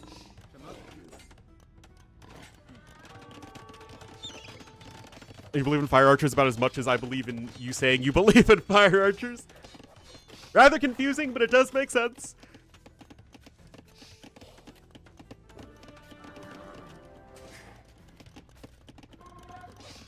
We believe we are an Ornlu, and an Ornlu just believes.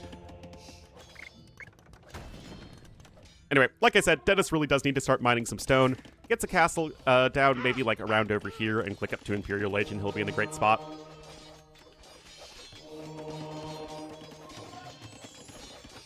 All right.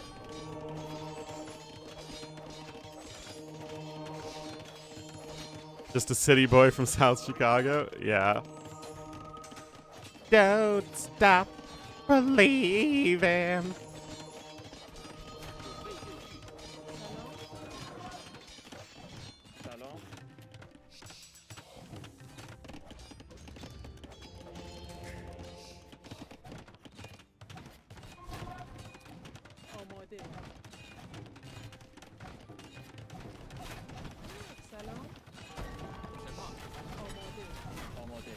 Oh, our fire archer is killing the forward vills. Man, look how good they are against siege weapons. Such an impressive unit, guys.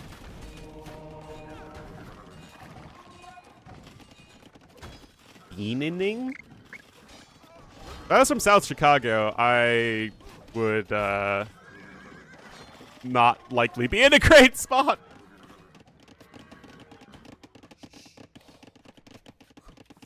Not proud? Oh, man. Those shows are so, like... It's like watching melodramas, right? Well, the thing with Z40 is that all of the monks have been getting sniped very effectively by Dennis. That's been the big issue. Yes, the White Sox are on the south side. With the good old Guaranteed Rate Stadium. I'm not even kidding. That's the name of the stadium.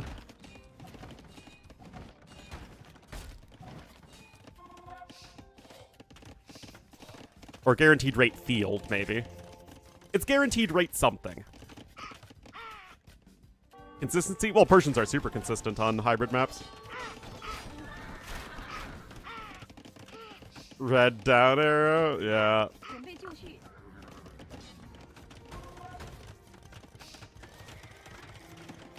And the White Sox were great when I was a little kid and I played Little League. And then they became awful.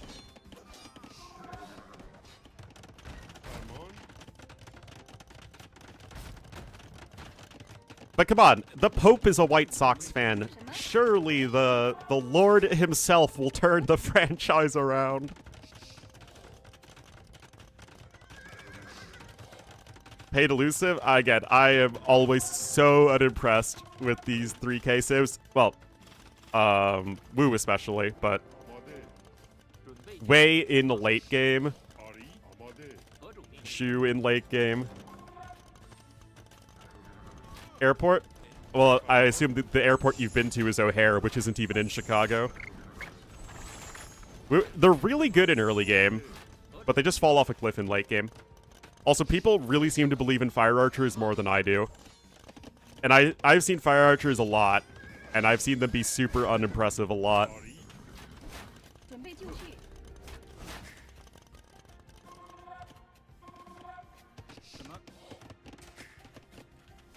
It's not very exciting.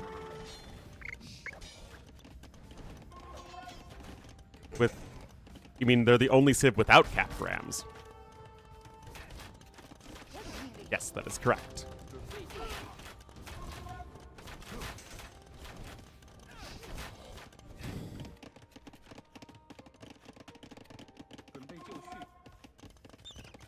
Push.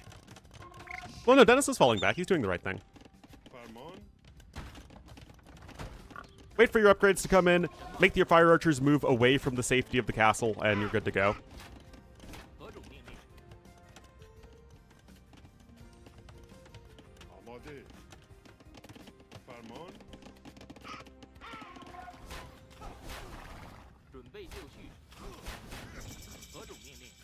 Alright, as soon as +4 defense comes in, you will obliterate the fire archers. You still have to be careful of the monks, and I wouldn't hate devotion if that's not in already. No, it is. Okay, good job, Dennis.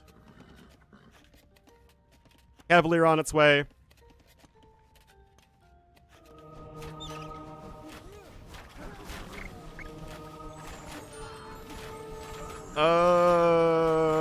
Honestly, great monk control. The monk usage has been a huge difference maker between these two players. Really good job by Dennis. Anyway, man, literally, this is without imp upgrades. Like, these are just Castle Age Knights. Man, our Fire Archer's one of the worst units in the game against actual units.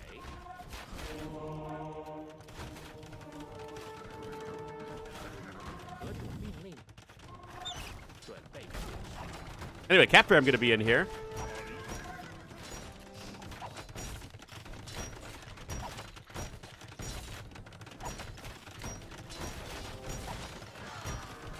From their stats, they're good against buildings and ships, and they're bad against units. There are no units that fire archers are better than regular archers, or better against than regular archers.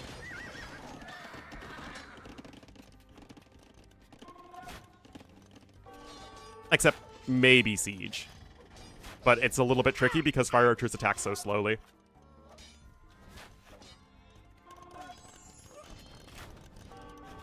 But archers... Well, I mean, Obsidian Arrows was super OP, but Obsidian Arrows was OP because of the fire rate. Like, fire archers attack around half as fast as Obsidian Arrow archers. Which obviously makes them much less scary.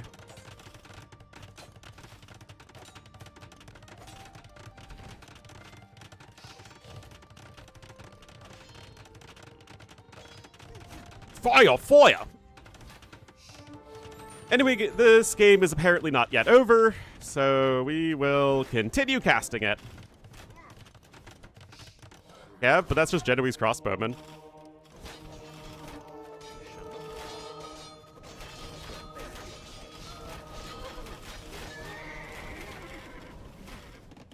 Weak versus stone building? Well, it is true that fire type is weak against rock type. As anybody who starts with Charmander knows. Trevs are getting set up over here. More vills are going to go down. I really do wish that Red made more of an effort with the... Okay, there's the first mining camp coming in on the Stone Island. Ember it down either way. Yeah. I mean, Onyx is like literally just designed to be the paper shield, right, for Brock. Like, it looks super scary, but it's just awful.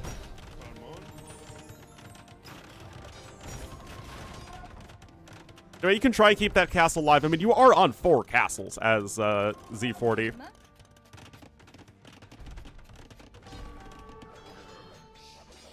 Anyway, Savar can come in here in just a moment.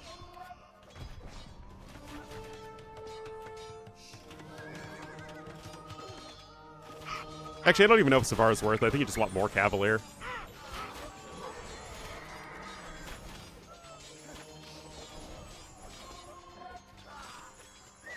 All the fire archers are going down, and I'm sorry, Z40, but...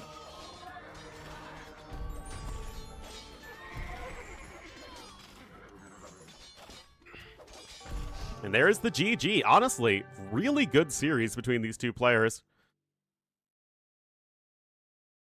Able to hang in there, and Dennis showing how it's done with the Persians. Beats Persians, and then wins with Persians.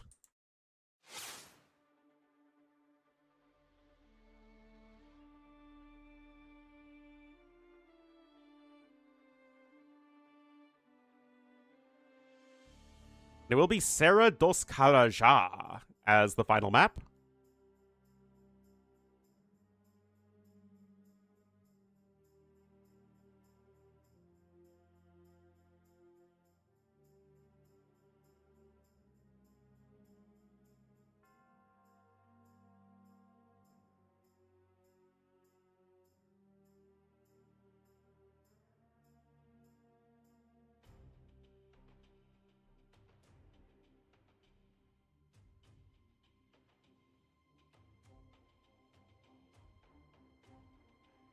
Alright, I'm gonna get some more coffee.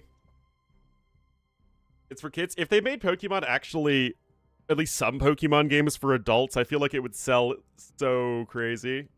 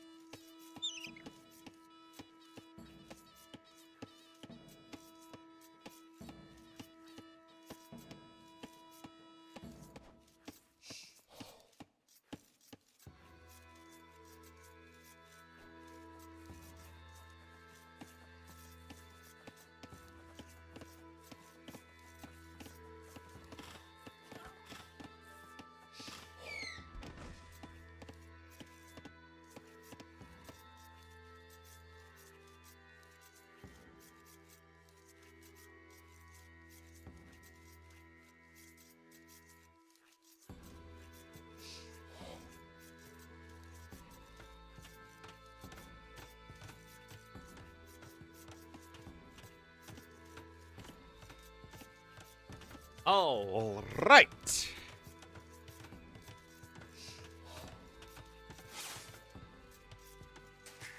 Well, also the thing with EVs and IVs is that there's no easy way to check it, right?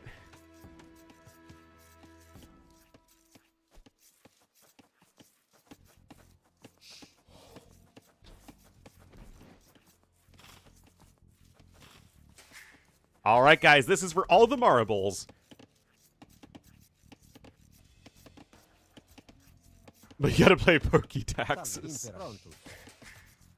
Why you need Alakazam to be your accountant. All right, so Z40, the blue Romans here to the north, and to the south in the red as the Ketons. It will be the Menace. Trying to reverse sweep, it is Dennis.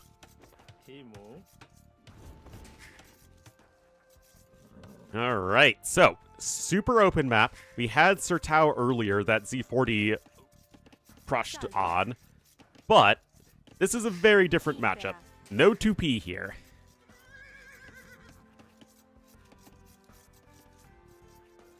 By Sayasum? I do not even know what that Pokemon is. Busted Men-at-Arm Civs? Ketons aren't that great of a Men-at-Arm Civ. Bisasam?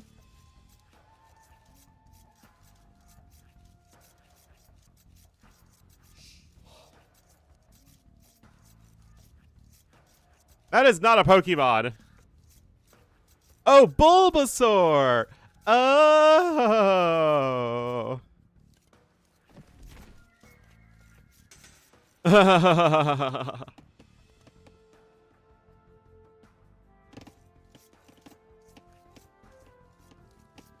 That makes more sense.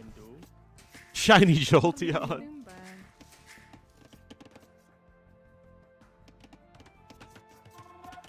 And how many poor baby Bulbasaurs did you release into the wild because they weren't perfect? Anyway, Men-at-Arm Rush coming in here from Z40.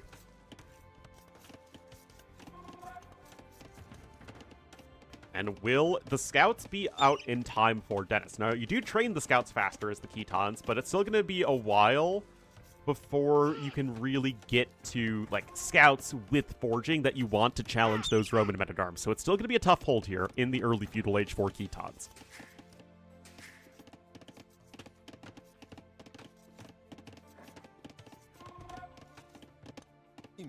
And here come the four amigos, the four musketeers.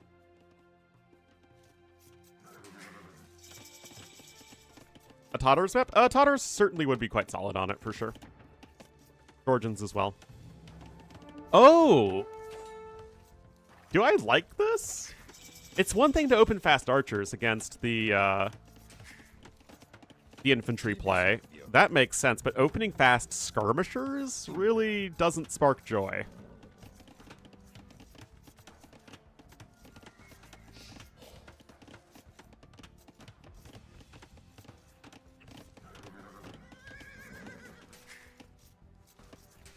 IVs for competitive play. Yeah. Well, IVs just are so random.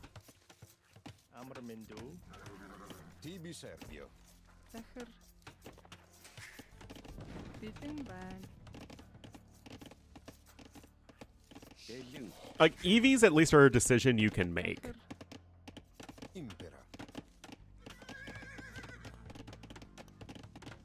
And you can even change natures now, right? Like something crazy like that, so you just get like whatever Pokemon you want and then you just modify all of its stats with items or something like that.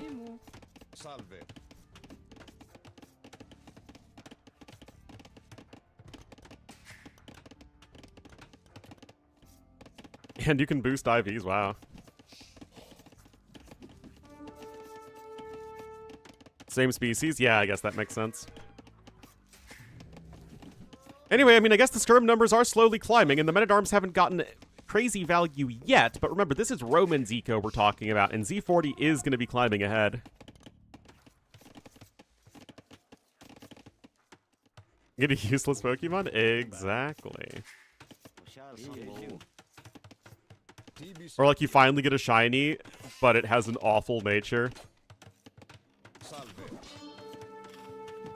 I remember grinding for a shiny Mimikyu in Sun and Moon, and it got a modest nature when I finally got one.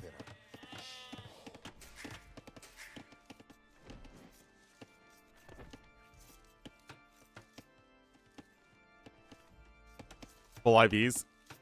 Yeah, exactly. Like, unless you're specifically using that or Trick Room, right? Yeah, exactly. But other than that, you just want full IVs and everything. As well. Oh, really?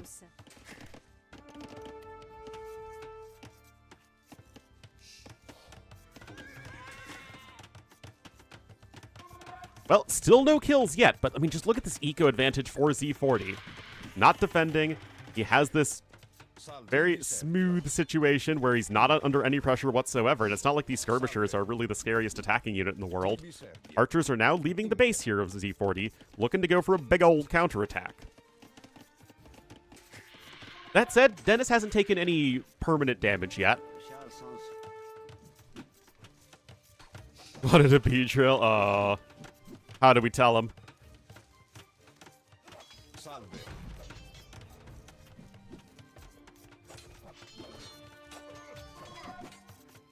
Oh, will go down.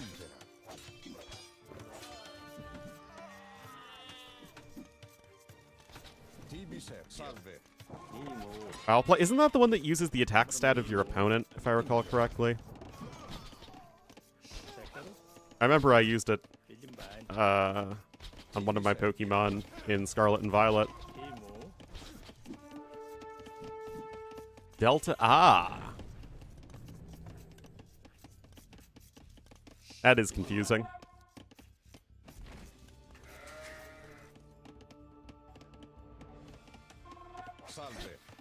Well, more archers, more men-at-arms coming on in here. Still a 2-vil lead for Z40. 1 villager kill plus the idle time. And again, we're just running into this situation where you have all of the initiative as Z40. Yes, he's behind in res destroyed, but he's still keeping his opponent's eco very messy. Archers now here. No, that's actually several low HP vills. No fletching to keep them alive, at least for the time being.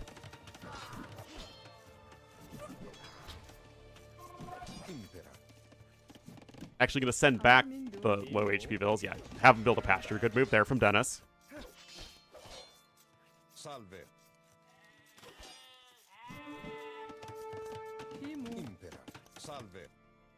And both players working towards Castle Age.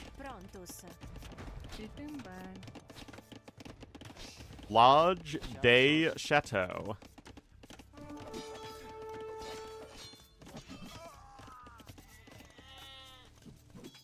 Actually, no, grabbing Forging there, so still feeling the heat is Dennis. But Z40, look at this farming eco. 17 farms with the Romans. He still has 4 foragers. He is cruising.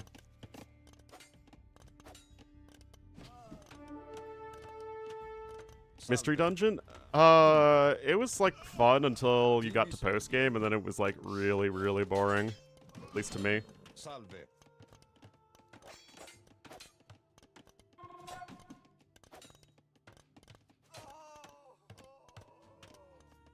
Pokemon streamer? Nah, I don't know anything about competitive anymore, at least. And it's all doubles now, right? When I did Smogon, I only did single battles.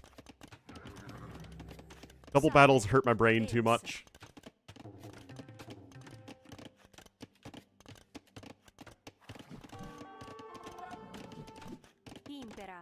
Well, Dave plays the Kaizomon, right? It's still singles? Oh, okay.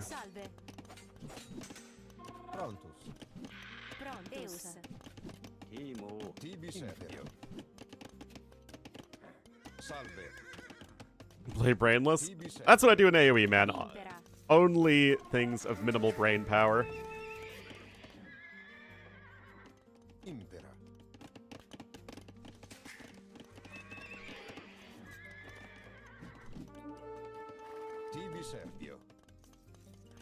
Champions? So in Champions, can you just, like, make your own Pokemon?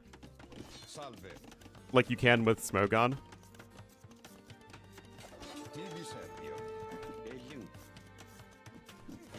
Or do you just have to, like, port over Pokemon you catch in all the regular games?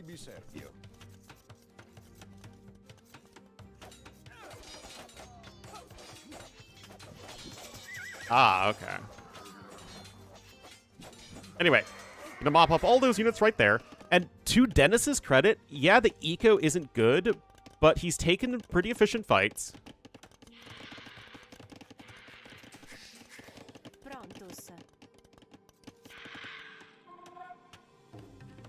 That is quite the wall here all the way to the edge of the map.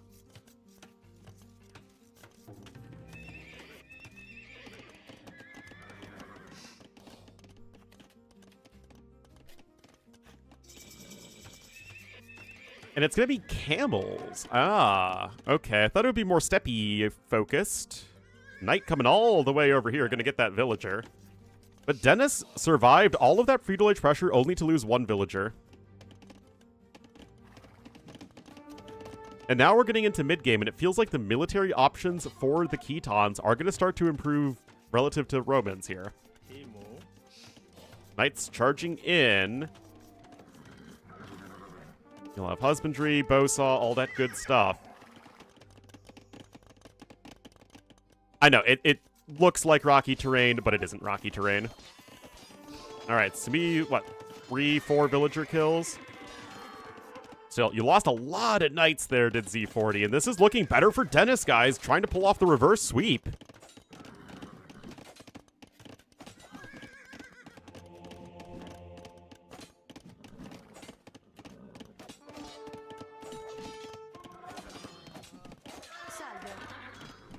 I mean, the units are going to go down there, but you don't care too much about that. Still, several villagers ahead is Z40, and he is Romans, and he's adding in a second TC. But you're going to need something that kills camels. Sweeping all over the place. No, he sweeps backwards. Instead of going left to right, he goes front to back. Still, camels aren't very good attacking units, so we're in kind of a weird situation where Z40 still has the better eco. He's still going to add the extra TC in a little bit sooner. And yes, Dennis has been taking good fights, but now just has camels that don't really attack very well. In Z40, his army isn't actually good against camels, but he is going for all these counterattacks, but he's also going to lose the knights in the process, and it's getting to a very odd game state for sure. He sure did, but Dennis has really done a good job of clawing his way back into this one.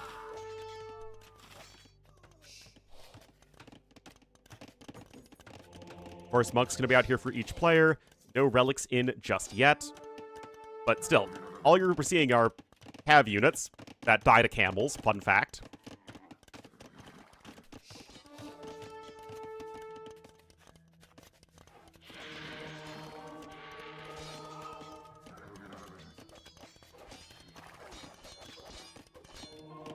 And still, the Vil kill counts are getting closer, and you have that extra bowsaw upgrade in as Dennis, although Wheelbarrow's coming in for Z40.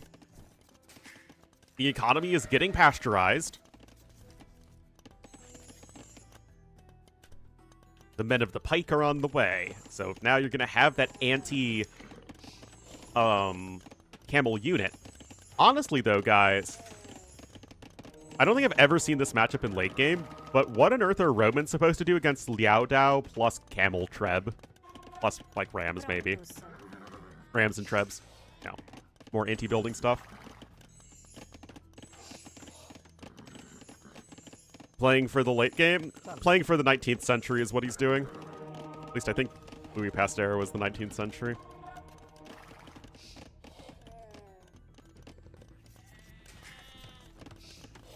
Anyway, Iron Casting coming in.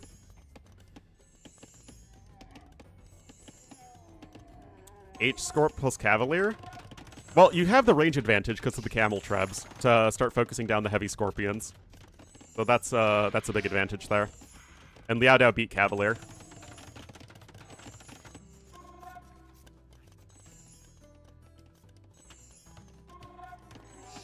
And I could be mistaken, but I'm pretty sure Liao Dao beat Legionaries too, despite the anti-infantry damage.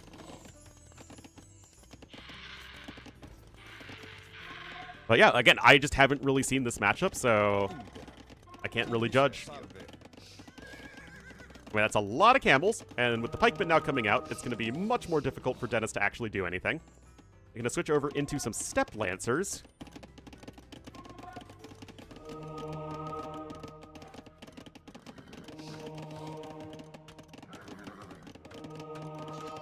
Camel tribs? Okay, I mean, I guess it's certainly possible. Isn't that really good for Z40?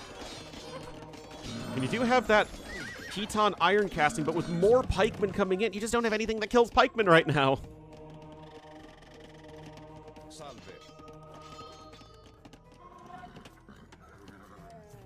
The last time I used Roman heavy scopes in a late game, I was up against Bengalis on Arena, and I just died to Elephant Archer plus Onager plus Monk.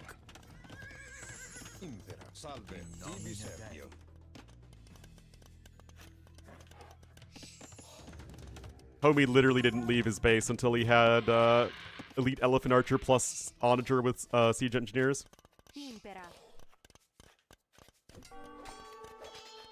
Alright, bit of a raid coming in over here. It is still 3 TCs to 2.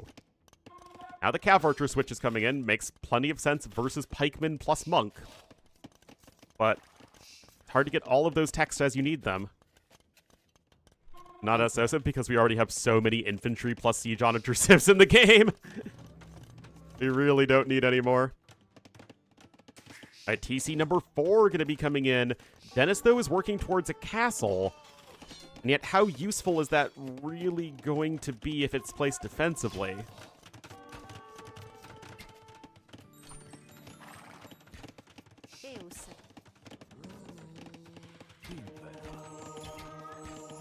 Oh, good conversion there, and he gets a second Cav Archer.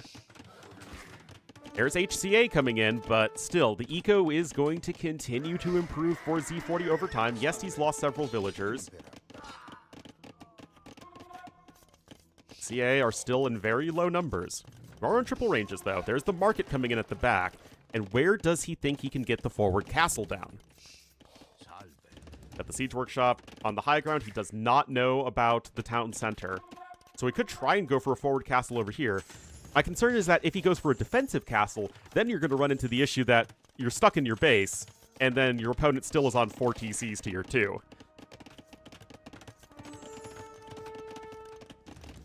One relic apiece as well. And the Scorpion numbers will slowly start to climb. And yet those monks... Well, I mean, I guess it's kind of even. You have 4 Cav Archers now here as Z40.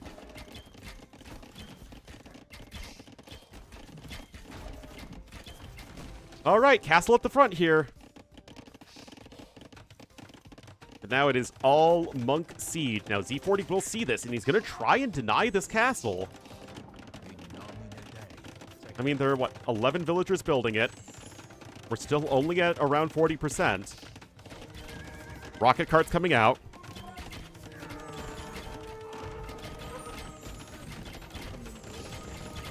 Alright, castle will come in. Maybe a couple dead bills here and there, but also some more dead CA, which is also problematic. And now you have the castle coming in for Z40, and that is going to be very good for him. But all the monks are still 4. That's going to be a lot of dead units here.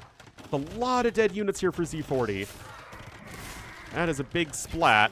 Now, this castle will still go up. That's not going to be too much of an issue, but you might lose a couple bills in the process. Well, I say that. Okay, no, hold on. The rocket cart's coming in. Oh, boy. Oh, Mangonel is out, and he gets the rocket cart snipe. That is so huge. Because now the Vills are going to at least try and go back to building the castle. Imp is, I suppose, a little bit closer as well here for Dennis. Don't actually know what it does. It's actually pretty straightforward. Plus 2 damage versus Spearman, plus 10 HP, plus 1 attack, plus 30% accuracy, and plus 1 melee armor. Oh, big hit right there.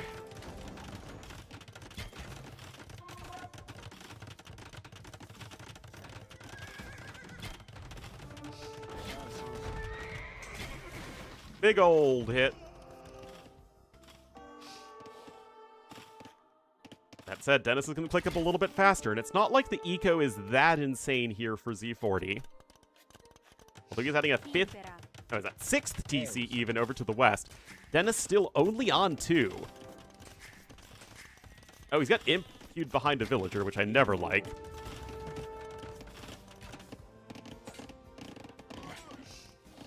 Still feels like Dennis really could use, like, 2 extra TCs even. Like his Rams? Yeah, he certainly does. Not that that Ram is going to do all that much. And it's going to get another castle here on the high ground. And the thing is, does he want to go into CA in the late game? Because the CA or Ketons really peak in Castle Age, and they really start to fall off once you get to Imperial Age due to missing Bloodlines and any sort of bonus at that stage.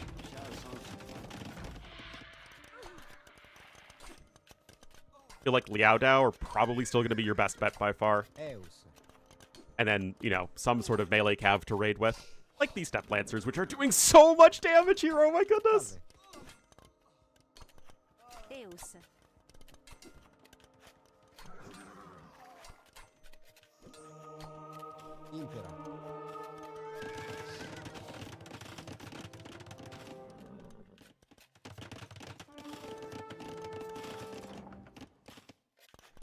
Salve. Salve.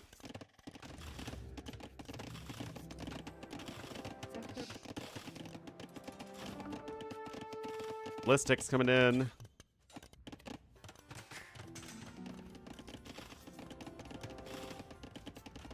Still, like, you have no army as Dennis. You have no army transition planned, as far as I can tell. So, like, what are you going to do?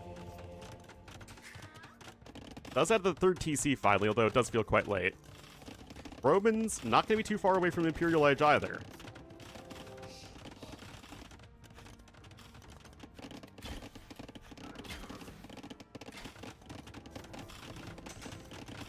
Okay, so he is queuing up some Liao Dao, but you can't make Liao Dao and Trebs at the same time, so that's kind of tricky.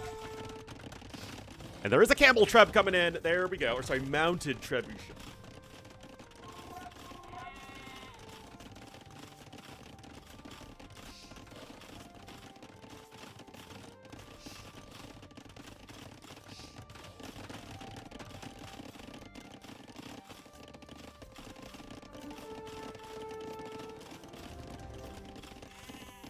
Remember, guys, the mounted trebuchets are very good at sniping enemy siege weapons, but very bad against most anything else.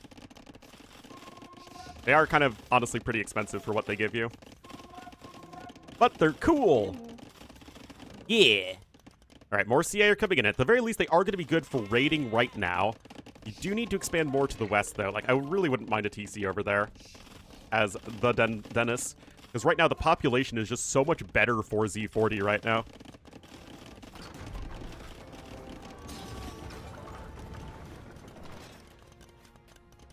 And Romans are a lot easier to play, too. Z40 has a 2nd relic, and we've seen in the first game that Z40 is probably just a better late game. Oh yeah, both Ketons and Jurchens have some of the best castles in the game. Hands down.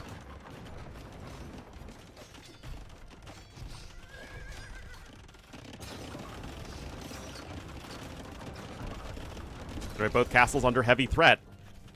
But you still should have an easier job developing an army as Z40, and it's still to have that villager advantage. The eco upgrades aren't honestly that great for either player. And only 21 on food. It just doesn't really feel like it's where it needs to be at the moment here for Dennis. Castle will fall, most likely from both players. Now that is going to hurt the guy who really wants to go for his unique unit more, which in this case is going to be Dennis, I believe. Of course, you will need some bills there for repairing.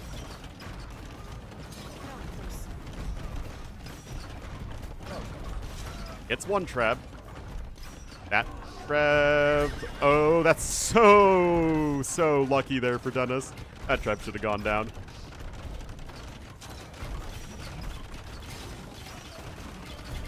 Honestly, the Scorp numbers are going to get heavily diminished right there as more CA are coming in, and that's both castles down.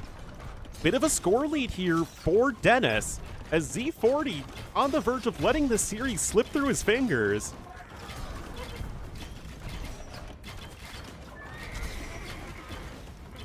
Oh man, and look at this, guys. The CA are here. There's not any Scorpions left to challenge them. The Scorps were way too exposed. And Z40 himself didn't have much of a transition planned either. Heavy Camel coming in. Yeah, no fletching either, for sure. CA are getting more upgrades. You still have 4 trebuchets. And guys, mounted trebs, 10 kills. I'm telling you guys, this unit is pretty solid. It's still a little expensive, I think, for what it does, but it has a very important role in the Khitan military. And they're obviously much, much faster than bombard cannons, too. Still, +4 defense is in. I have iron casting here as well. We have more stables queued up. Heavy Camel is about to be in, too. No chemistry. Wish they had camels. Yeah, traction trebs, I don't like. Camel trebs, I do like. Know your trebs. And obviously the regular trebuchets are iconic and important part, and an important part of AoE 2 game design.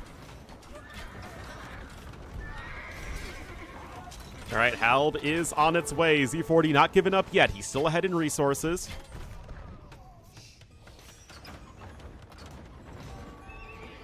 Still, that's not really the most powerful position in the world. And gonna get the kill with the burn damage. Remember, you have burn damage on the mounted trebs. And they're fast. Remember, 0.88 movement speed is the same as a villager with wheelbarrow. Not obviously super fast, but much faster than a regular bombard cannon, which has 0.7 movement speed, so almost 0.2 different. And now buildings are starting to get sniped. Z40 has no castle.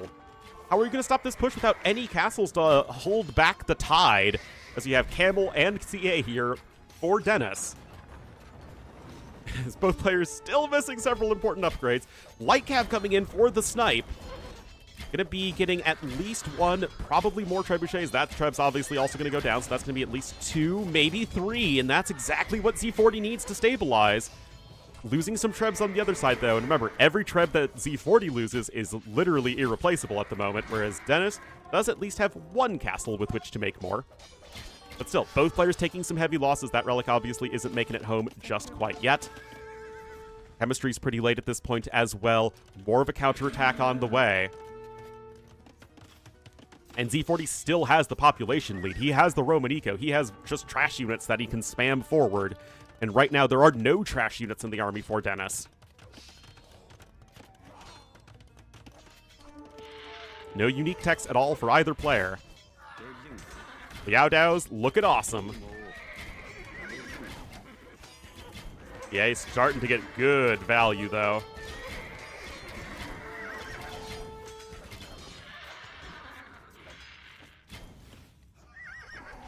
Capped RAM. More RAM is being downloaded. And there is a lot of dead camels there, guys. And Z40 raiding all over the place with Light Cav, getting more value. And guys, Dennis is at 130 pop. Oh my goodness, it's just pure macro at this point is a big problem for Dennis. Everything lighting up over here. Okay, Ordo Cavalry certainly going to be very helpful, and you're going to want to get some Hussars of your own, but now your eco is really, really hurting. And not having the even the Castle Age Pasture upgrade is really rough, because Pastures you go through pretty darn fast with 2 vills.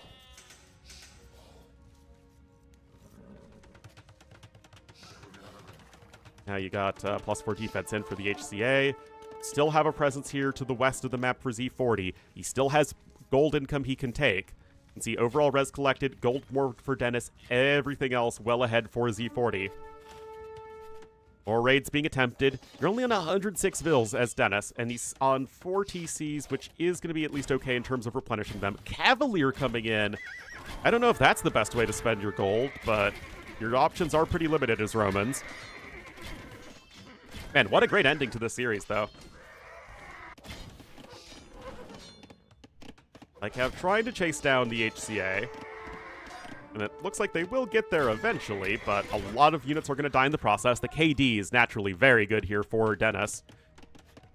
Although he's seeming to struggle to know what to make.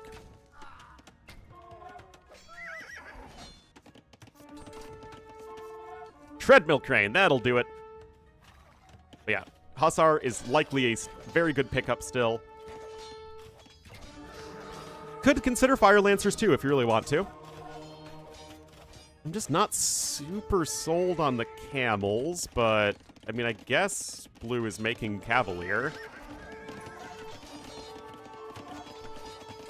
Or, well, I mean, Z40 isn't getting Scorpions anytime soon. He's making Cavalier right now, which are very notably not Scorpions and also very expensive.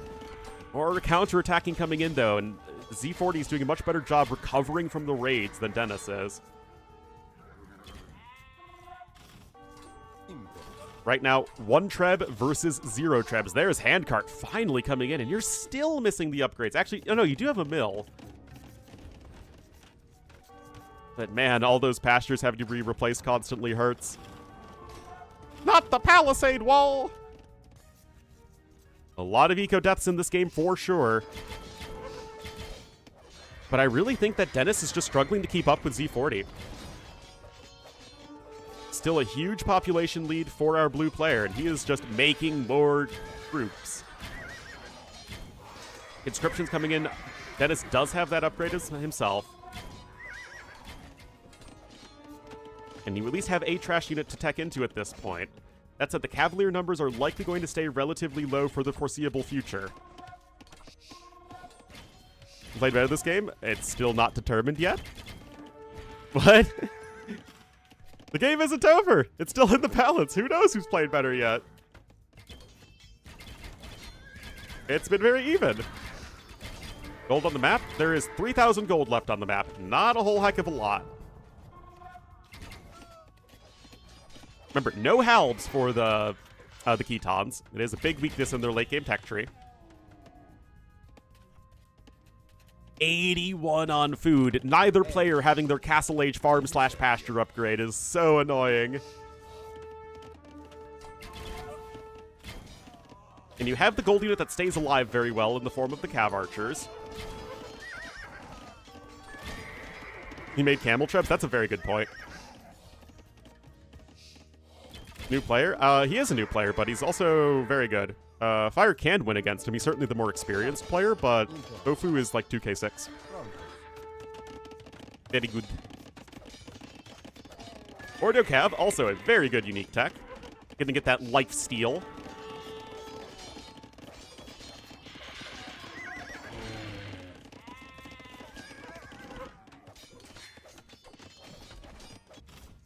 Oh, that castle sure isn't happening yet, though. 0 on gold for Z40. Can Z40 win with pure trash units, though? Yes, he absolutely can. You have 2 trash units fully teched into right now as Z40, whereas you only have the 1, the Hussar, here for Dennis. And Z40 also much more diligent about picking up relics, that's true.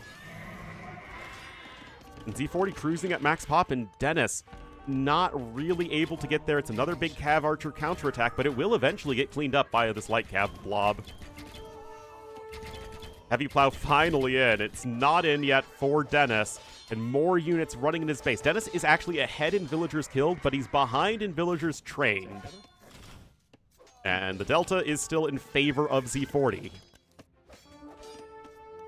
Still, Dennis is finally trying to get that counterattack going. He's slowly cleaning up all this stuff in his base. Which civ gets guilds? Ketons, I do think get guilds, I think. Yeah, they get guilds. Romans do not. Oh, no, sorry, they do get guilds. Yeah, both civs get guilds, but neither player has researched it. Oh, that trebuchet was sniped. And also remember, something to keep in mind is that Ordo Cavalry does apply to attacking villagers. A lot of this stuff is like only against like military units, but you can raid with your Hussars and still get HP regeneration. Oh man, guys, who do you think is going to win this one? Z40 still has the macro, but I still think Dennis has the better late game civ.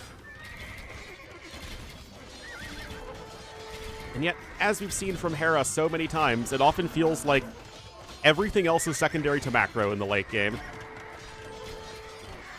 That is a rough castle. More units are pouncing.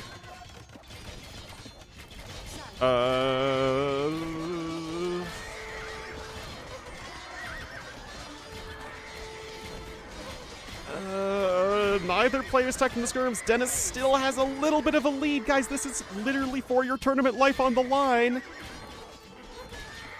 Uh-oh. Uh-oh. Is the reinforcement speed advantage here for Ketons going to be good enough? Your Hussars are also a lot better than the Light Cav because of your Ordo Cavalry upgrade.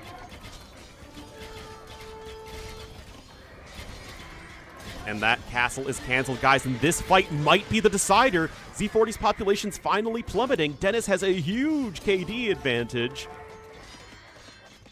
despite being behind in resources. Yeah, Keton's get a full blacksmith tech tree. And yes, this is the Taiwanese flag.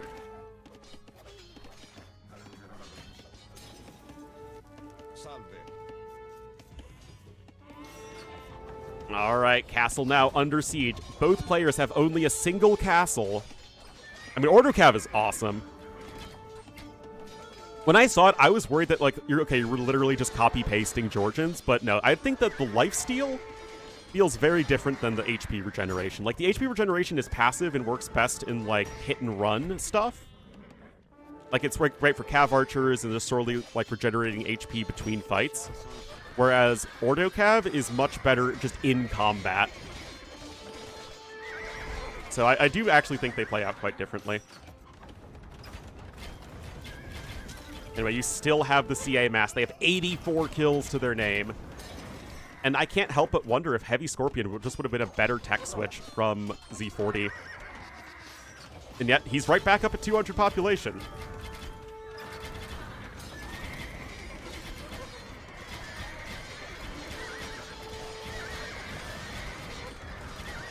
Trebuchet getting some value.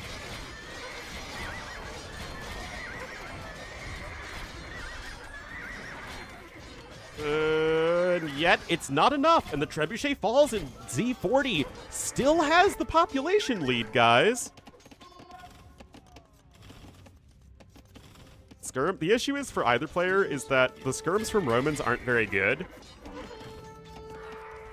And the skirms from Ketons are better, but you also are making skirms into Light Cav at that point, which is not very good. So it's kind of tough, honestly, on both sides.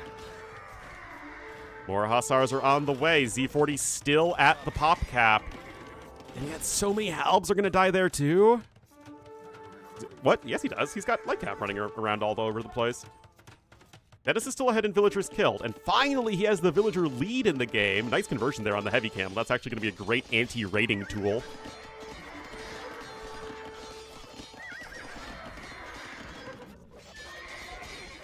And again, just having that light cav / Hussar advantage here for our red player is so enormous.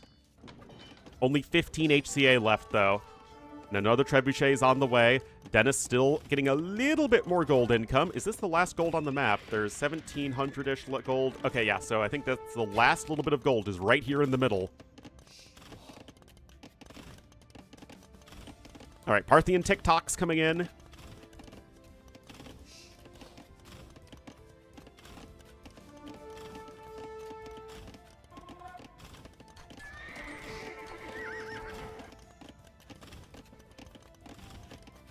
Salve. Tibi Sergio.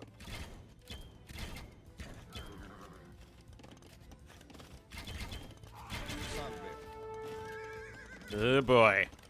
Parthian Tactics is in. But remember, these CA are worse than generic. They have no bloodlines. Really good in Castle Age, not as good as in Imperial Age. I mean, that said, even fully upgraded generic heavy cav archers are considered insane. Like, it's not like most units, actually, where having generic full upgrades is sort of like the baseline to, okay, this civ is decent. Only missing one cav archer upgrade is usually considered above average. So, I mean, it's still pretty good. They're basically old Japanese cav archers. But of course, Japanese more of a Cav Archer Civ than the Kitons. And that castle is canceled again at such high percentage. Oh no! Dennis's population is falling too. Yes, he snipes another Trebuchet. But, push the gold. Is the gold going to last long enough, though? If anything, the middle map control might be just as good, if not better, than controlling the gold. And we just keep on running into this issue here for Z40 that his light cav line is just worse than that of his opponent. And also you have the train speed advantage as Kitons as well. Good old Mass Nori is on the way. Fletching? Yeah, not having fletching as well. Really dampening the effectiveness of the defensive structures. Let's see, I'm sure it did at first, and then they realized it was completely busted.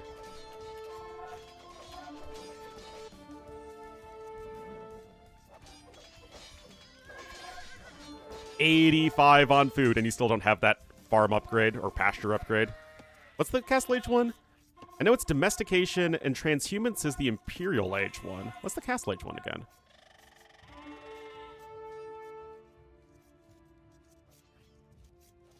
Oh, Pastoralism, that's right. Yeah, no Pastoralism.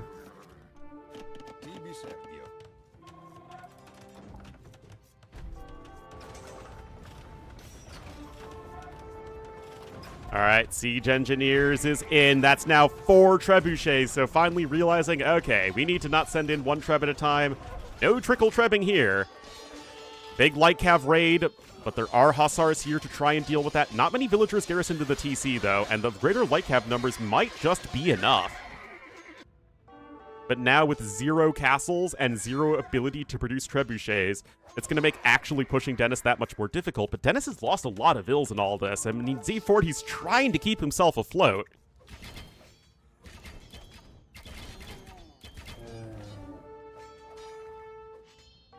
I mean, it's such a tough spot here for both players. Because Z40 is honestly just the better player mechanically at this point in the game. But strategically, Dennis is still playing quite well, and he's got the better Civ, which part of AoE 2 is setting yourself up with your Civ if you know you have the better late game. 1 trebuchet is sniped, a lot more units are dying in the process, but you're back to 85 bills on food as Z40.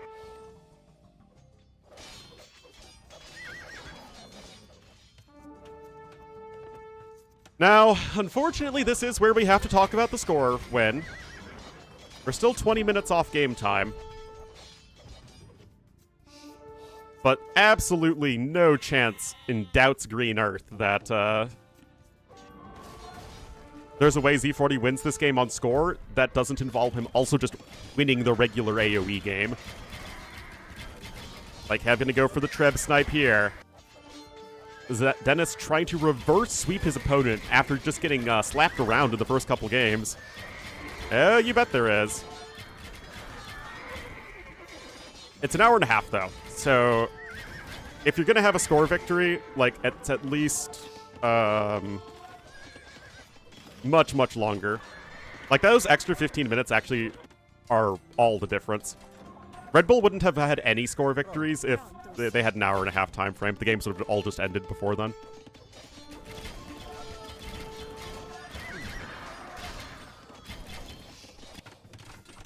Castle coming in here. Now, this is the last batch of stone for Z40. Oh, and there's still Hussar here. Oh my goodness, how many failed castles is this in this game for Z40, guys? Oh, no. Oh, no. Oh, I think that might be it for Z40, guys. He has no gold units. He has no siege. He has no castle, and therefore no way to destroy enemy castles. And this might be enough, guys, for Dennis to complete the reverse sweep and move on to the next round of the tournament. There are still more vills attempting this, but it is ugly. Oh my goodness, he's getting 2-man saw before he's getting his freaking pastoralism upgrade. If you flared the position, well, yes, that is true. But the castle will go up. I mean, obviously with a lot of ill losses, but those trebuchets are also in trouble. Game ain't over yet.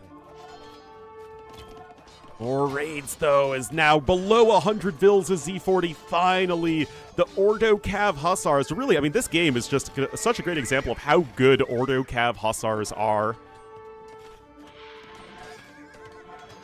Or they beat generic Hussars head-to-head, and you're not even facing generic Hussars, you're facing only light Cav. So it's really been such a huge advantage.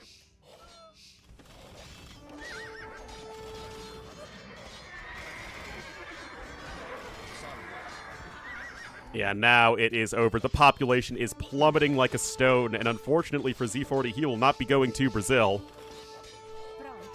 Yeah, but there's nothing he can do with the gold.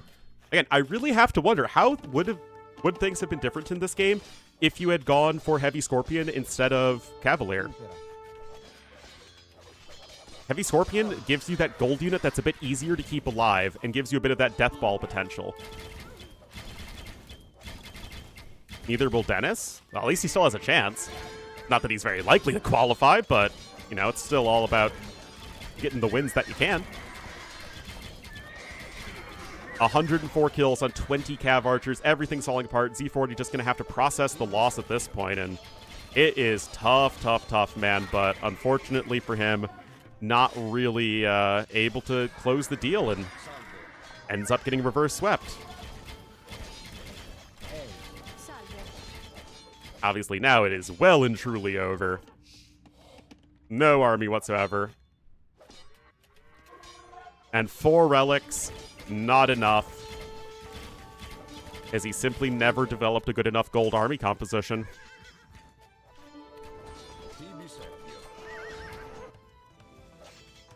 And yes, his macro was very good, but he just could not take good enough fights. The defense was just good enough from from Dennis that he's going to be able to make it work.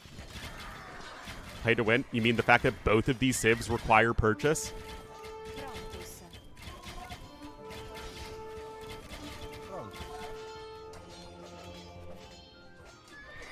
Yeah, obviously at this point it's like a long game, a long series, and you're just having to process this right now as Z40. You can't blame him for that. I mean, we're even going to be running into the time limit soon. More expensive? That could be correct. No, I actually think Ketons are in a pretty good spot right now. Not perfect, but like, if we had to do State of the Civs right now, I'd probably put them in almost there. Anyway, GG called, and Dennis will complete the reverse sweep. And what a fantastic series. What a great game to end it on. More gold collected for Dennis, and I mean, it really was the fact that you had the more gold collected and the gold army. I mean, look at that KD there at the end. Fewer units trained, but not by all that much. And able to just barely make that work. Way more fleshed out tech tree. And Dennis, although he mechanically couldn't really keep up with Z40, did so strategically, and that is all the difference. Just enough to get you over the hump.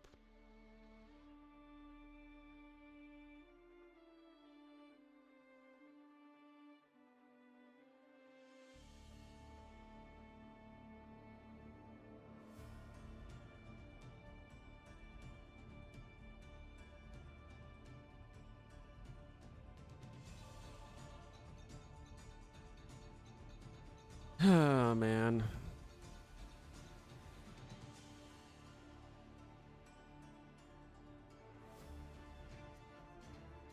As the set finishes. It was a great series.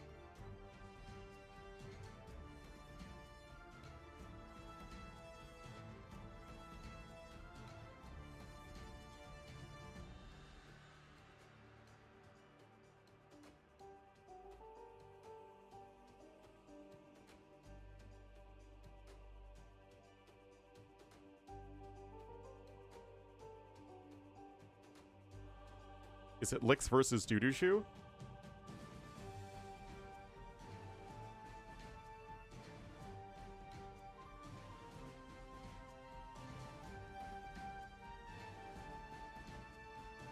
Oh, wait, no. Lix and Dudushu are drafting versus different opponents. Wait a minute. That's not even the same tournament. What? Oh, no, that's Twig. My bad. I was 1 off.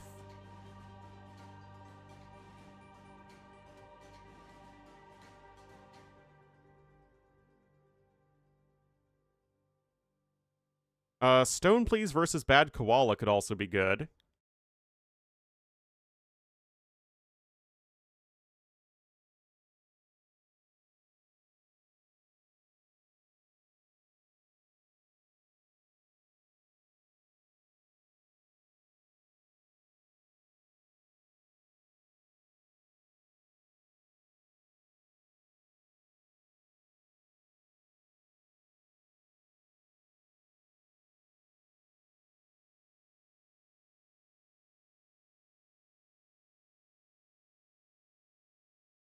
Just seeing what's up here, guys.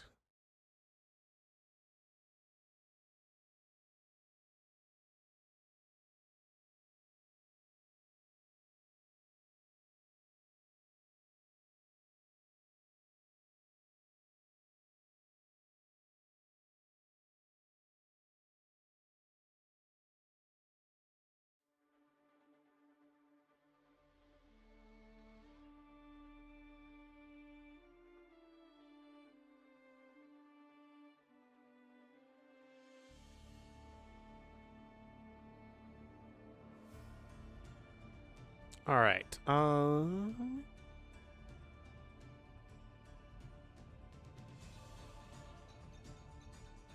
mean, I guess we could do Twig versus Doodoo. I mean, they are in the lobby, and I'd rather cast the set that's happening versus sitting around doing nothing.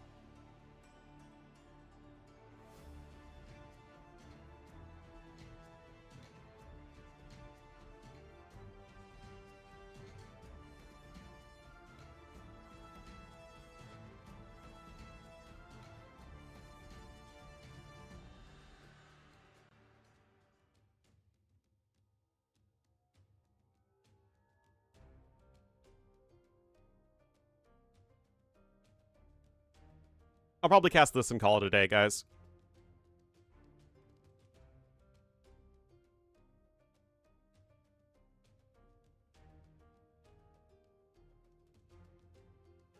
You were doing so well the past week, and now has just fallen back off a cliff.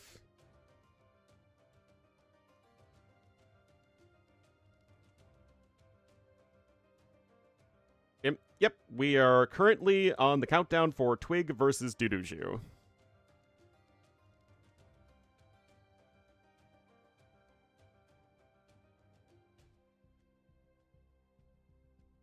Flix is out.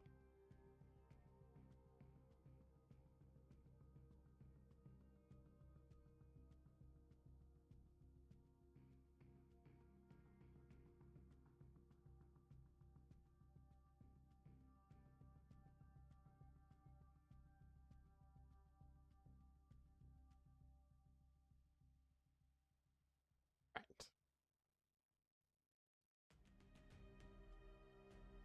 35 seconds, and we will be getting into Monte Pascal for game number 1.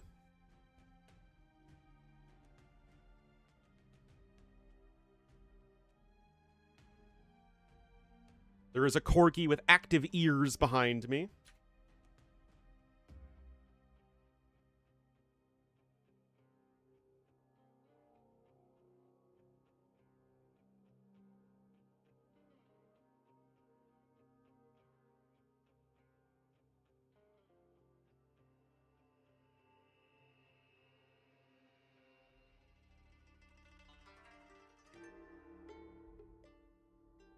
Dash is a good boy.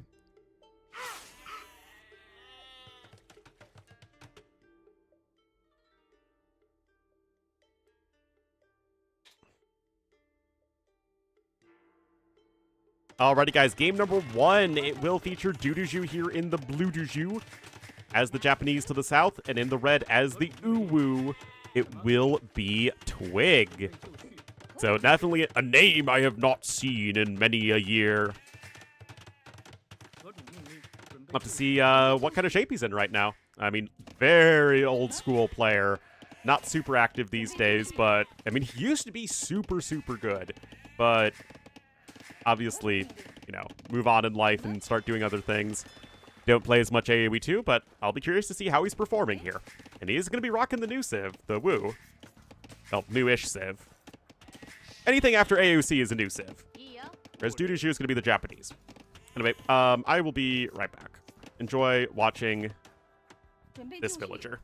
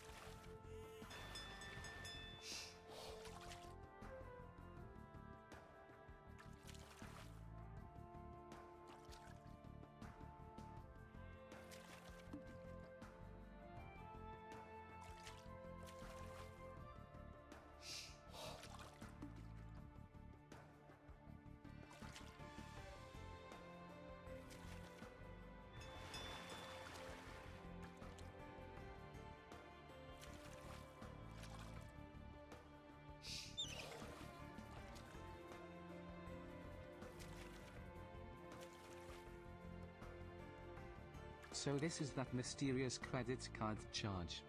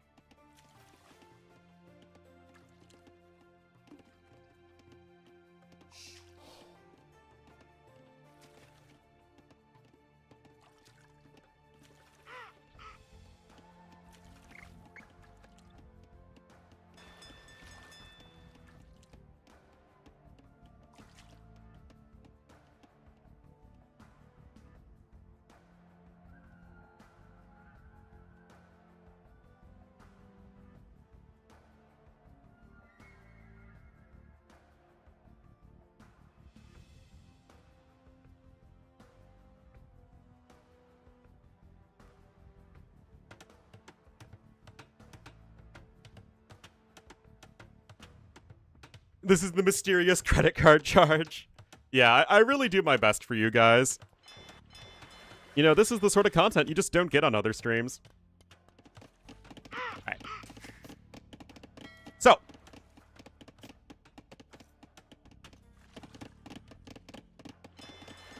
Let us see what they are about to do. Looks like Duduju clicking up with 2 more fishing ships and 1 more villager. Oh, did it really? There is dock number 2 coming in. They both docked on the island here. I mean, I love that it's still not figured out which is better. TCing on the main island or TCing on the starting islands. That said, we've been both bills going over here to gold. Okay, so this is also a bit of a difference because we see what some players do is they just go for the whales. Much like a content creator, all about going after those whales for gold income, and then you have all your bills on food and wood. But this time, I think it's just a matter of you don't want to be pushed off of the whales, and then you have no gold income whatsoever. So it seems like both players recognizing that it's probably safer just to go ahead and go after the regular gold mining income. Go to whales? I mean, I just like traveling in general, so I wouldn't mind it. So long as it's safe. I think Wales is pretty safe. Although we can never really trust the Welsh. I mean, look at Diff Tom, man.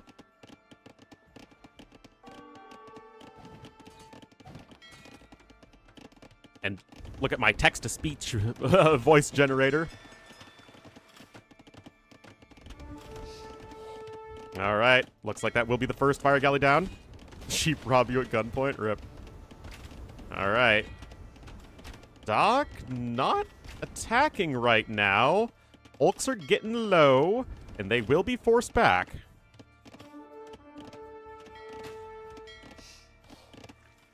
There's dock number 3 on the way, but for the time being, it is 2 docks only here for Twig. Got more galleys on the way, but so far the unit control has been very good. Look at that. Both Hulks are still alive right now. And he's got 2 more Hulks even coming in. Honestly, really solid play so far from Twig.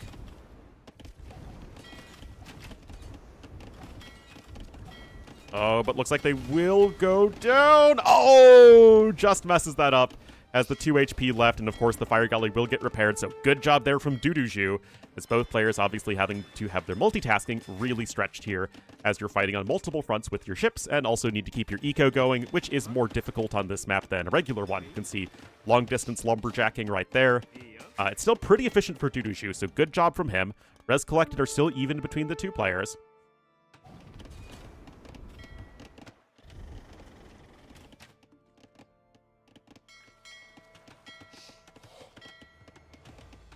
And now, Duduju going to be going on the offensive. Population count is dead even.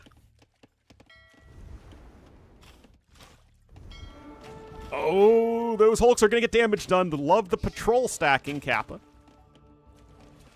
Still, a lot of the ships are low HP. Good job stopping there from Duduju. Gets the kill. 7 to 5 fishing ships, remember, and they're Japanese fishing ships. Lots of random buildings over here. Sure. Yeah, it's actually the score difference right now is mostly the scouting via the villager.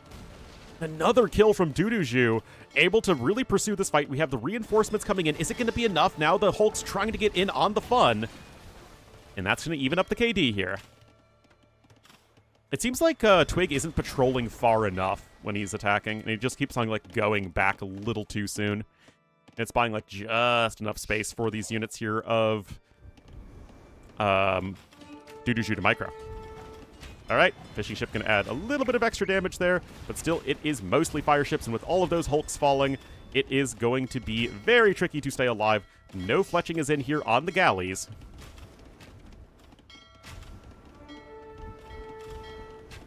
Oh, you don't want to do that. At least on Garrison the Ville, but the transport going down is going to be a pain for having to replenish it. Not really wood you want to spend. There's only 1 Ville on food right now here for Twig. Duduju still has 8 Villes on food, and again, they are Japanese fishing ships. And now an archery range coming in on the mainland as well. And right now, Duduju looking pretty darn solid here in game number 1. He's already 400 resources ahead, just trying to micro around with the galleys, but that is a lot of APM that you're spending doing just that. Trying to make it work. Oh, but now the galley's sailing in here, and they should be able to mop up all of these units. Oh my goodness, so many low HP ships right there. And those fishing ships are under some threat, but it is still looking pretty darn tricky, and Duduju looking really strong here in game number 1.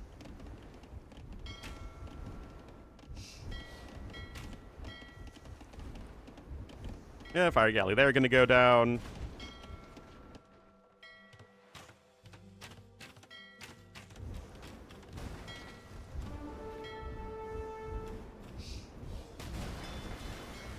Maybe the dock fire will be enough, but... Okay, it's going to force away Duduju for now. The issue is that Duduju still has more res collected, he still has more navy, and he's going to have archers here in your face in just a second. I mean, just look at the scouting difference. Duduju, lots and lots of vision here, close to the shoreline, whereas if you look at the vision of Twig, well, Twigs are not really known for having great vision, and that is the case right here, and archers with fletching are going to come here very, very soon. Probably as soon as the 4th one is out.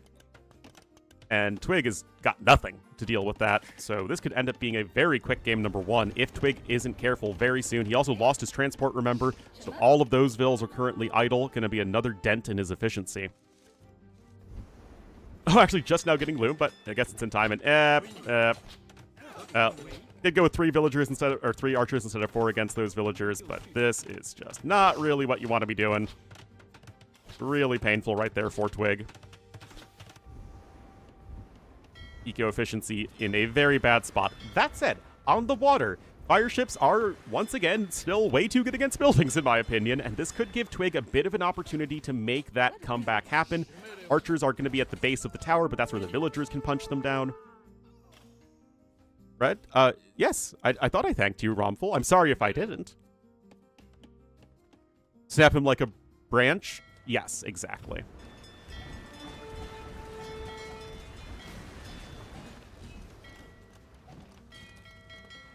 I assure you, I'm grateful, Romful. All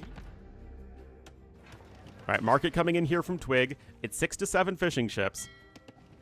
And yet you're still fighting your way back here on the water as Duduju going to start stonewalling in the gold mines, which I actually think is going to be, as players get better at this map, way more common, because if you get rid of these, like, 2 tiles of gold, suddenly you could just be completely dead in the water when it comes to gold income. I'm actually a big fan of this. Barracks on the way, but you can't make good old John Swordsman in the feudal age.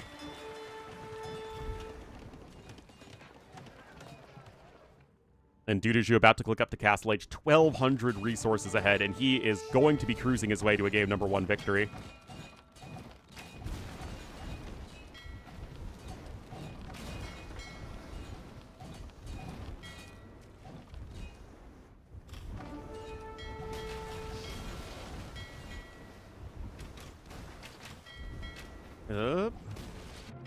There you go.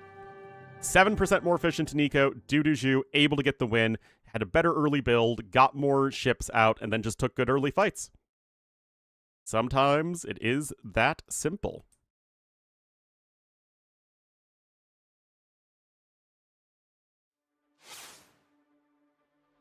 You hit them with that Duduju. This is the number 1 and number 2 Civ picks. That is Monte Pascal going over to Duduju. Oh, you don't get 2 wins. 1 win. And looks like Sir Tao will be next.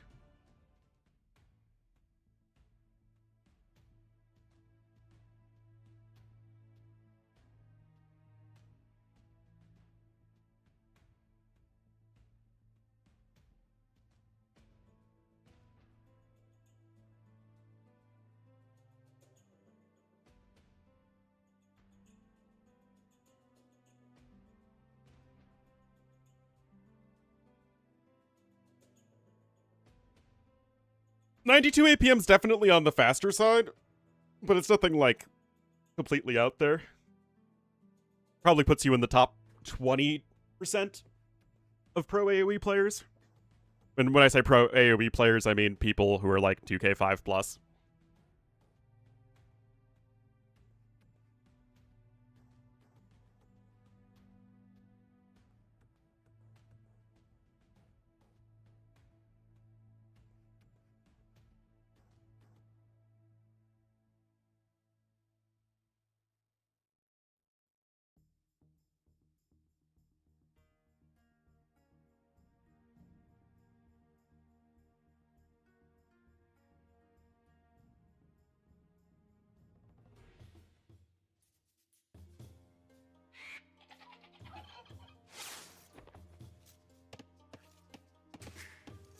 All right, guys, here we are. It is the one, the only, not branch, not stem, not trunk. It's Twig. As the Red Romans to the south and to the north, in the blue as the Teutons, it will be Duduju. Now remember, we saw Tato play them on this map and actually beat Leary with them. I don't remember what Civ Leary was. But maybe Ketons? But yeah, it was really impressive from Tato. Tato did it with really strong late feudal age pressure, had all the farms there, was able to go for tons of scouts and all that stuff, went with a forward tower as well. So let's see what Duduju's plan is.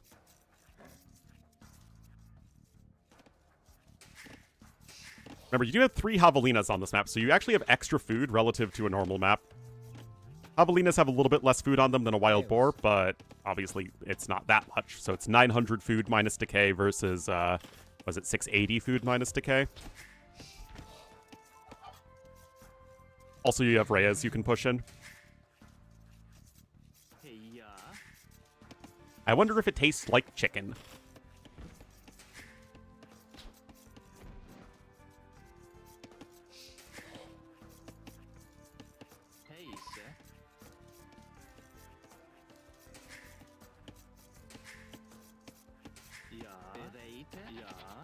Ja.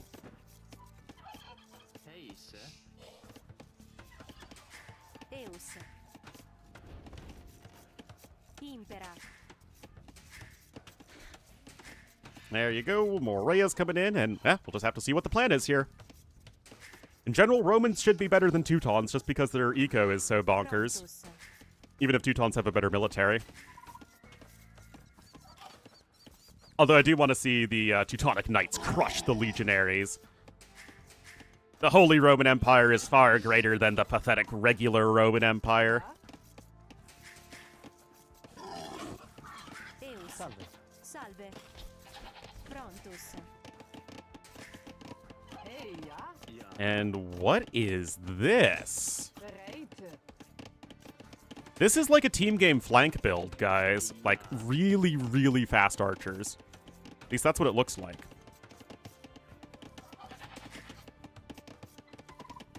Only 3 vills on food right now. Meanwhile, Twig is ostensibly just going scouts. Impera.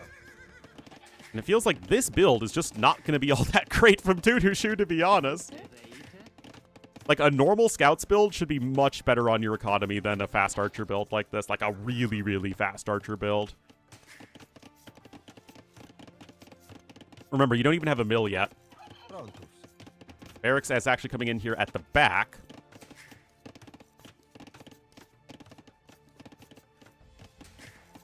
Impera. Salve.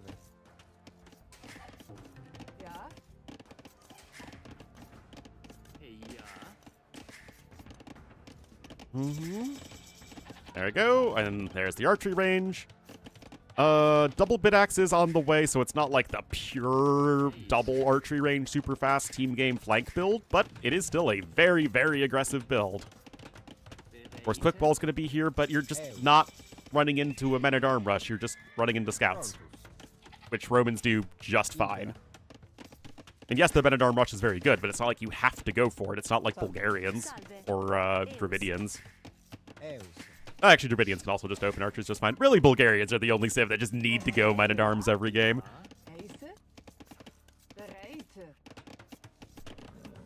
Impera. Still, archers are going to be on the way. You do have DBA as both players. No horse collar yet, though, for Twig. Would love to see him pick that one up before his first farm is seeded, because you totally should be able to. Oh, but that's a very early archery range. Okay. So quite aggressively inclined here is Twig.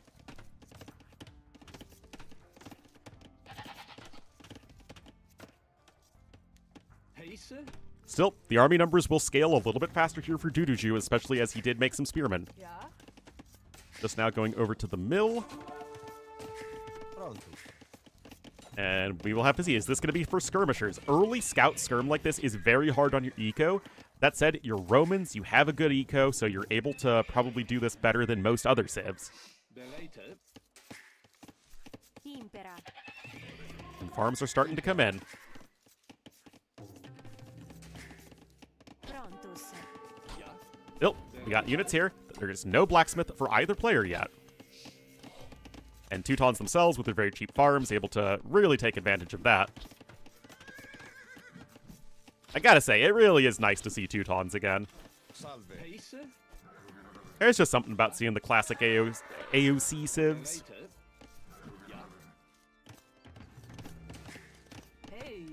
Hey, Impera. Beretta.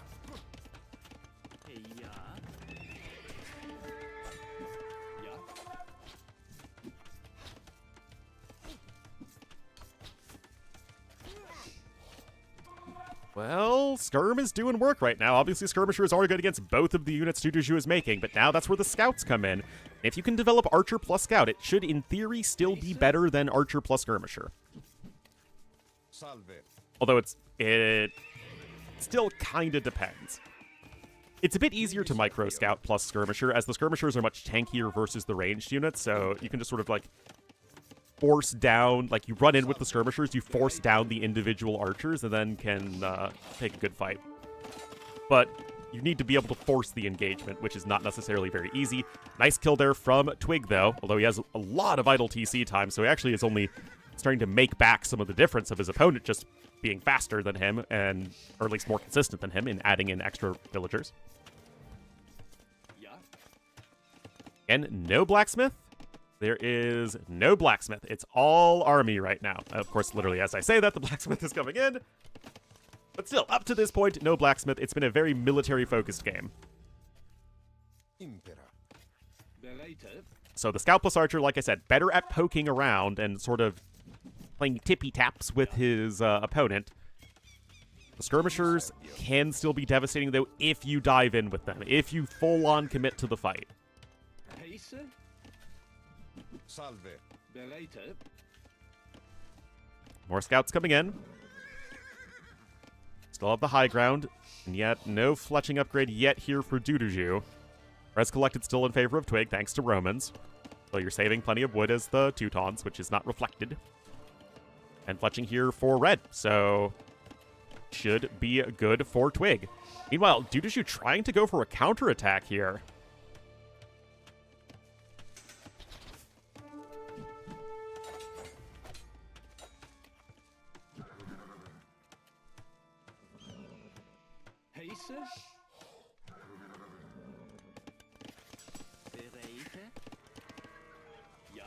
Tibi Servio.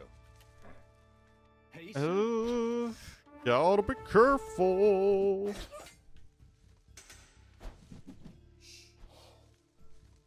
Oh, lots of split micro right there from Duduju. Bill numbers are dead even. And yet, both players disengaging for now. Again, populations literally within one of each other. Plus one have armor coming in. That's going to help out a lot versus the archers. Nice kill there, though, from Twig. Impera.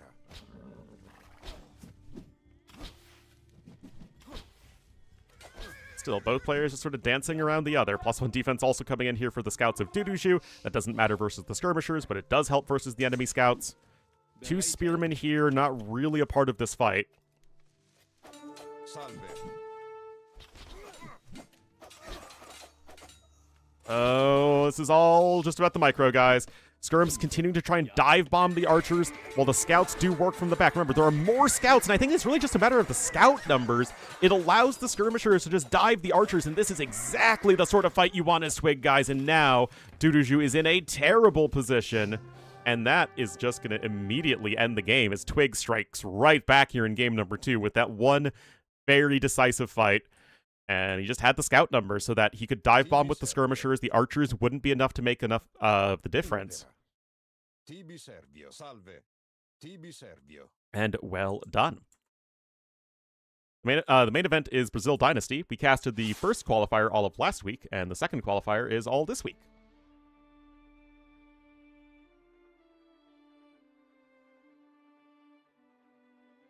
That was the last pick Civ versus the second to last pick Civ.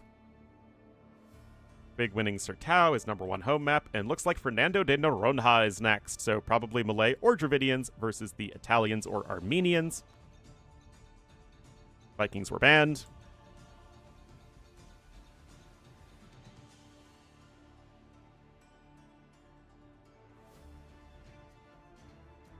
Oh, there's like a ton of matches happening today. It's a little hard to judge. But I'm gonna get off after the series anyway.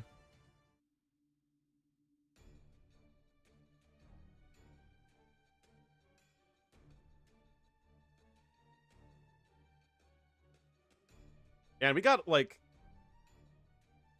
what, over 200 average viewers or something like that, like a couple times last week.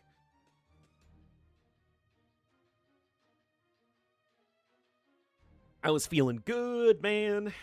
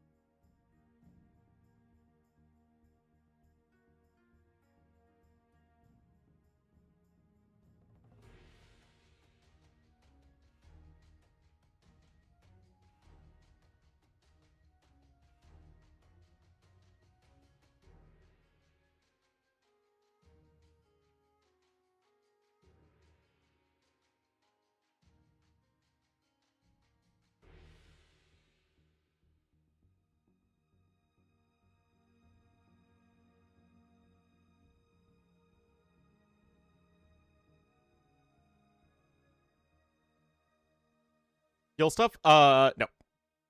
What's great about Thursdays? What's that? That it's Thursday day?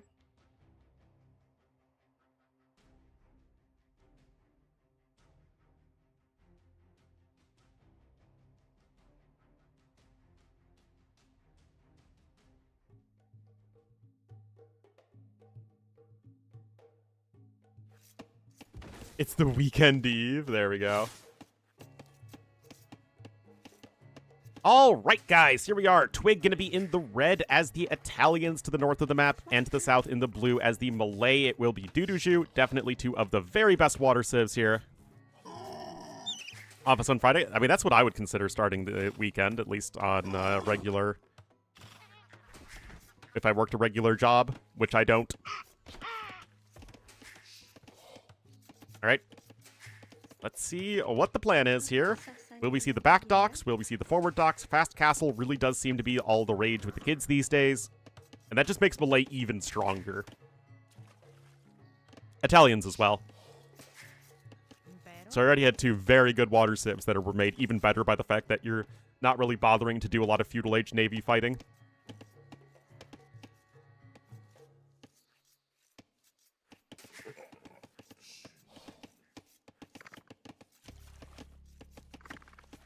Dock on its way. Salve.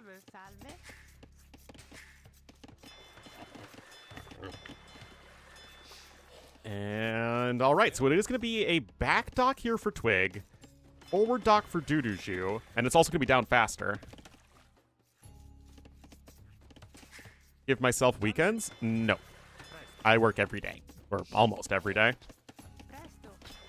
That's the life of a contractor. If I don't work, I don't get any money. So I don't really take any time off. Although there are plenty of days where I just only work a few hours. But that's more of a I have nothing to do that would be very good as opposed to me not wanting to do anything.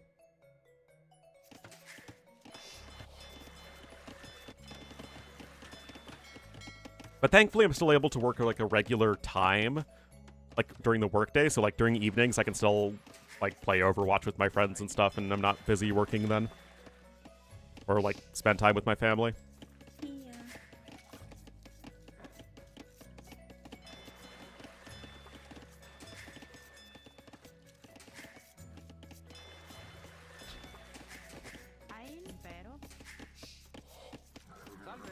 Anyway, fishing ships out here for Duduju a little bit faster. I mean, he's going to be like a fishing ship and a third ahead, which is still very nice. Really going to help out the early fluidity of the economy. Second lumber camp coming in as well for Duduju, so very, very nice build so far.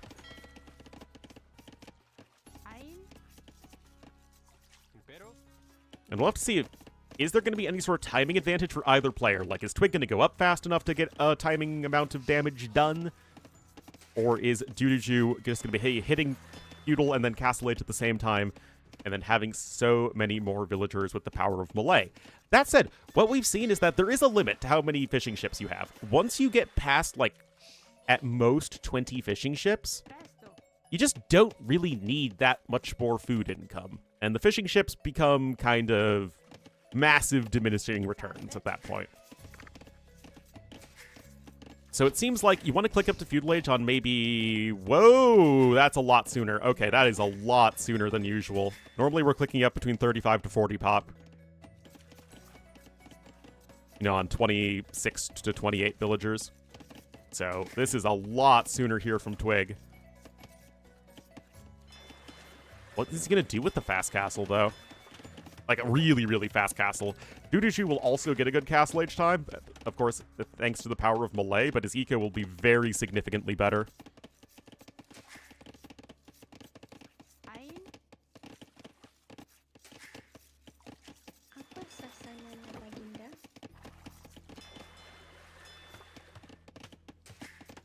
Since HD? No, not since HD. Since later on in DE. Salve. But the issue isn't really that Teutons are bad, it's that other civs are too good. We literally saw Teutons on an open map in the last game. It has been officially one game since we've seen Teutons on an open map.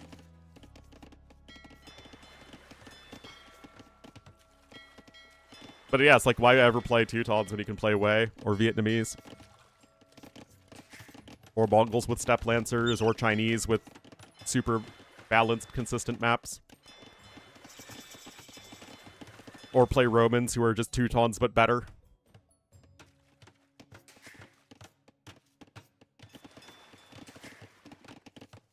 DE tier list?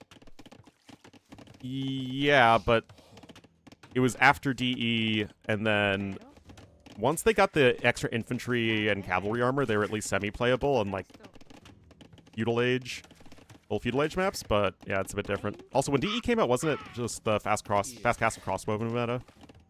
It's Fernando de Noronha, which is apparently a volcanic archipelago in the Atlantic Ocean. That's a good ways off the coast of Brazil. Anyway, 5 more fishing ships and 3 more villagers at the moment.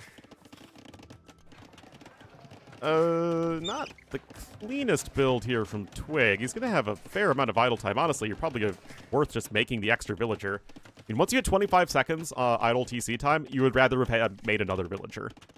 And obviously, we're going to even pass that.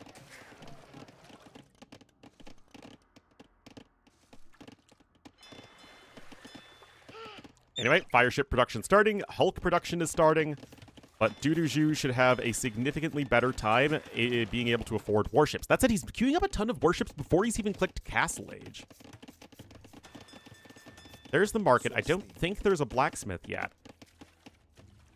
So this still could be a very real timing opportunity. Yeah, I actually didn't even know that there were islands that far into the Atlantic. Like, because when I think of the Atlantic, I just think of very few islands in general, at least south of, you know, the Arctic. It's like you have the Azores, the Canary Islands, close to Africa. Cabo Verde, of course, close to Africa. But, like, Bermuda, I guess. The North Atlantic that's, like, far away from the Caribbean and the mainland of the U.S.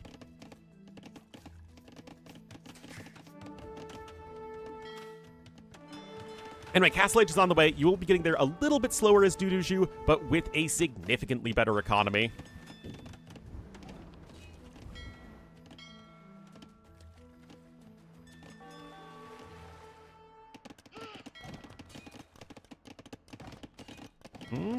Well, fireship gonna go down over there. Another dock coming in here for Twig. Will we see the university nice and quick?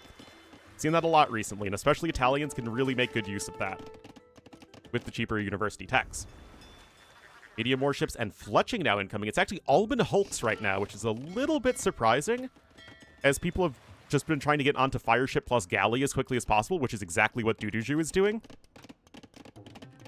Demo ship, I already don't like this. What build is going to be better off with lots of demo ships? Especially now that you don't have a university, you're not going to get the clinker construction, careening, and ballistics upgrades. Anyway, hold. Wait a minute. He doesn't have medium warship. What is he doing? I thought he already had medium warship in. You're just feudal age ships, dude.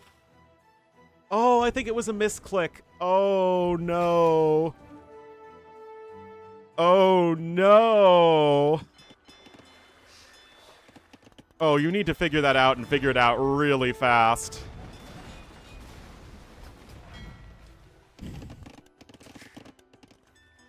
All right, there's medium warships coming in, but you're already very far on the back foot.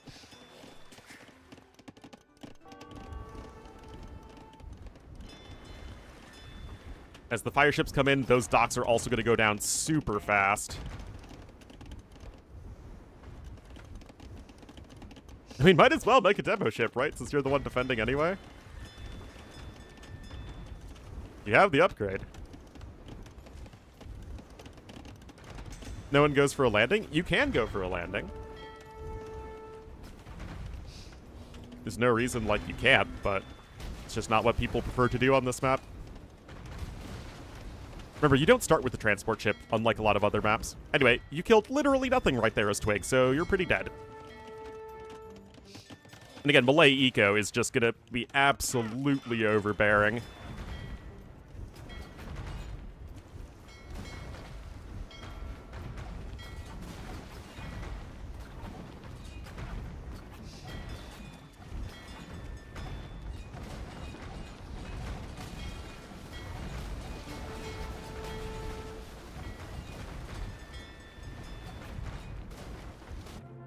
And there we go. Two not very good games, but Duduju now up 2-1. Actually, 3 not very good games. Very one-sided.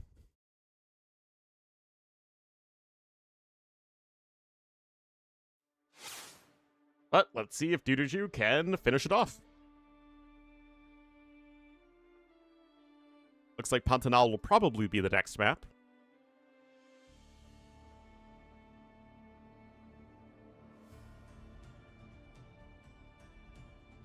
And indeed it will.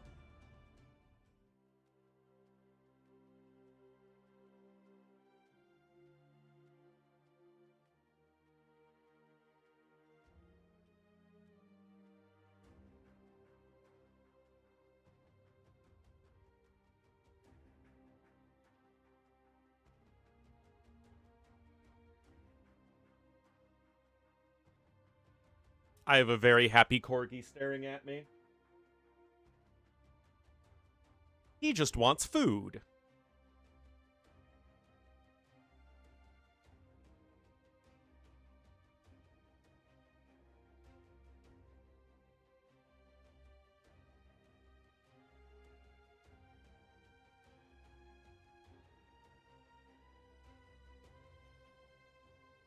Oh my goodness.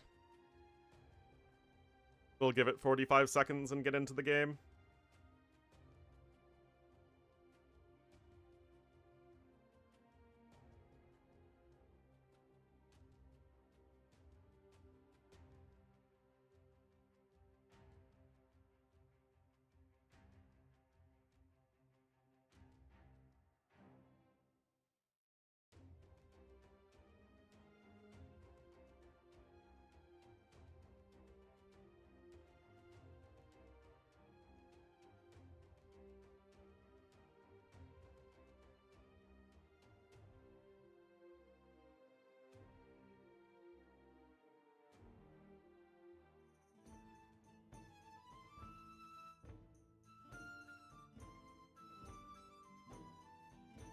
All right, guys. Could be my last game of the day. We shall see. We have the 2 sheep civs. Birdable civs. Twig in the red as the Tatars to the north, and Duduju as the blue Huns to the south. Again, we only see Britons on maps that have a ton of capybaras, which are a lot of the maps in this tournament. It's literally the only reason we see Britons.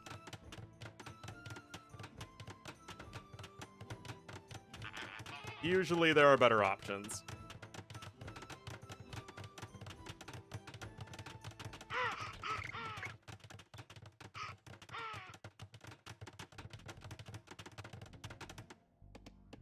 All right, so I'll let the corgi out. I'll be right back.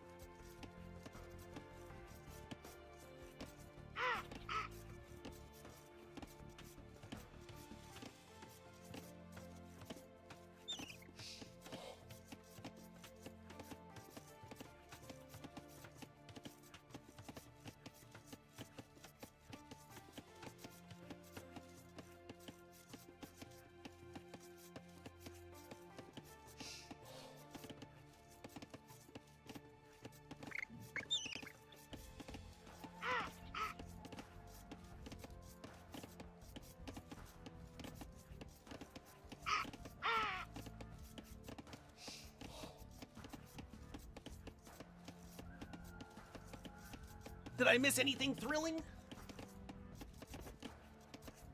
It's like Britain's on Ghost Lake? Yeah. Anyway, Jujuju is a Villa head, Twig with a little bit of idle time.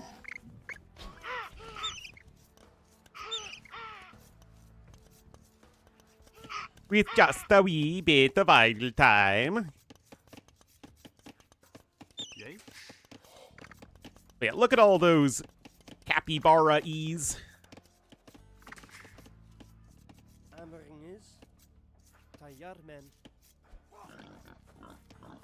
On this lake? A splatted battle? I don't know. It's like a circle with 4 spokes coming out of it to the edges of the map and then a line down the middle. I think it always kind of looks like this.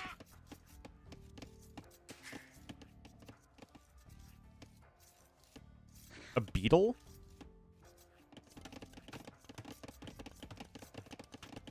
Oh, I thought I read a battle. Ah, yeah. Jellyfish? Oh, the line on the head doesn't look like a jellyfish. Hazır.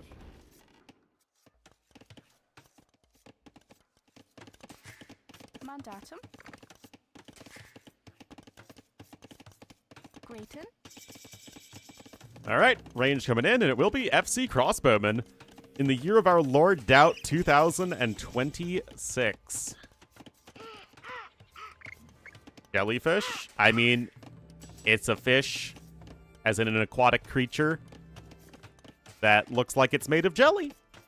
So, yeah, that checks out.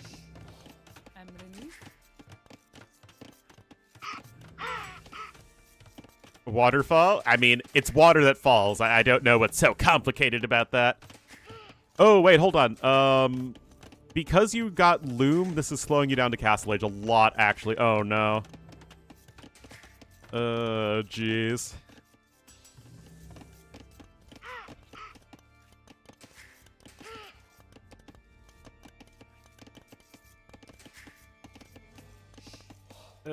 Still need 20 more gold.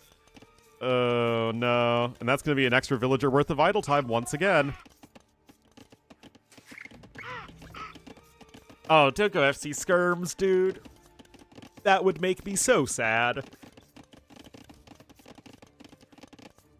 Especially with 8 vills on gold. Why would you do this? Maybe he's going to go Cav Archers and is just making a couple Skirmishers to not die to the Feudal Age Archers. I'm going to really hope that's the case. I think it actually is the case. Like he's just going to go straight into Cav Archers in a moment. Anyway, despite being the one that gathers the capybaras faster, you still have more left as Duduju, so that's already a big advantage for him. And it really feels like whenever I see this map, one player has way more capybaras than the other, and Duduju's a little bit ahead in everything collected. Actually, how much food is that? Not much food, but he's able to get double bit-axe a bit faster. He's able to get fletching right now when Twig isn't able to. He's also spent food on the skirmishers.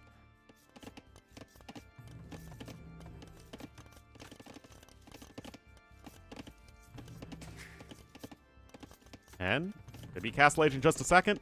He ranges for both players.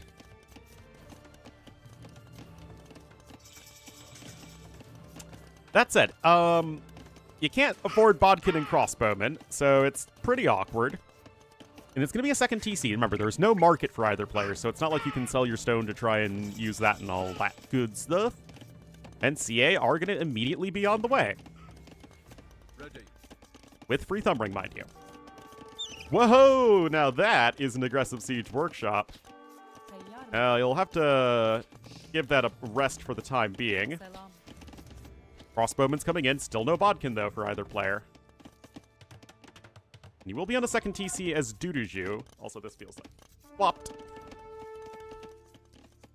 And you do have the extra CA line of sight as Tatar's, which is actually pretty handy here. Oh, nice snipe there, though, from Duduju. 8-1 in the army numbers that matter. Siege Workshop's coming on in, though. Bodkin gonna be here in a second. What did that piggy ever do to you? Oh my goodness, what a jerk.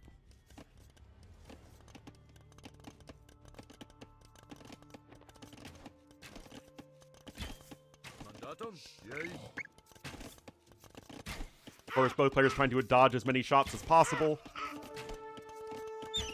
Right, you want me to do it again, Diff Tom? Okay, I'll go back to what makes less sense, but only because you asked. Okay, you do need to get a mangonel out here, but the gold income is also pretty suspect.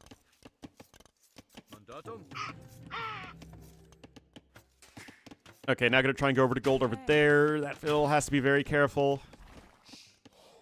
Remember, guys, this is what Diff Tom wanted. He wanted to go back to the weird one. The mangonel is on its way, but still, so many more crossbowmen than Cav Archers.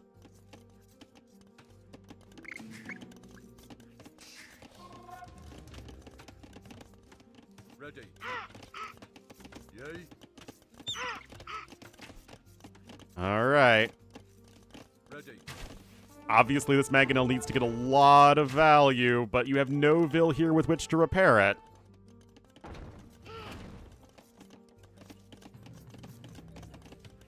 University coming in here for Duduju. 15 more population. Has at least been able to use the second TC a little bit, and he's been able to get extra food from it, which is also very helpful. No vills here even gathering any food. I did change it. Red flag and blue color? Yeah, life is full of these unfortunate circumstances. Anyway, Bodkin's now in. I mean, even with the Bodkin advantage, you just couldn't get enough CA out, and that Mangonel is down, and this is such a disaster right now for Twig. Oh my goodness. Ballistics is going to come in a second. That's going to be huge, of course, and the Britain's player just so far ahead in resources here. Getting that second TC down. Yay. Mandatum. Ready. And I mean, there's a reason that people are picking Britons on these maps, guys, is because it turns out when the Civ has access to a ton of food, it's very good. And Mercav archers are also larger than crossbowmen, so it's actually easier to hit them with the crossbowmen than vice versa.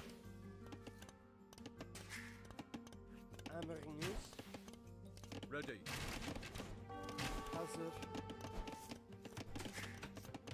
EC number 3 coming in now. I mean, it's really just for the added protection as much as anything else. But yeah, Twig is really running out of gas.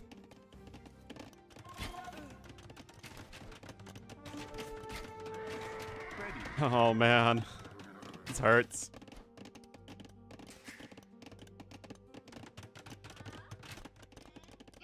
"30 years? There you go.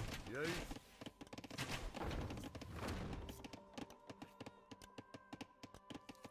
Tayyarman. Emriniz. Mandatum.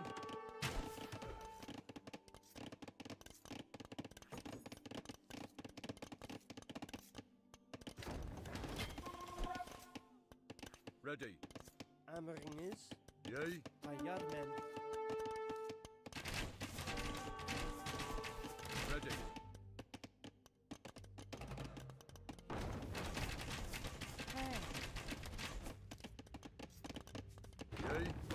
Hey. Yay. Yeah. Not too sold on this right now for Twig. 24 to 44 villagers. So much idle time on 1 TC.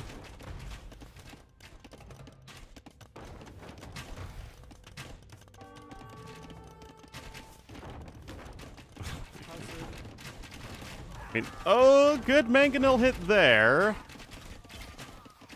You still have a long ways to go, though.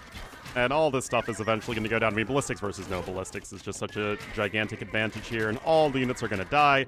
GG is called, and Duduju only making archers. Gonna win this set 3-1.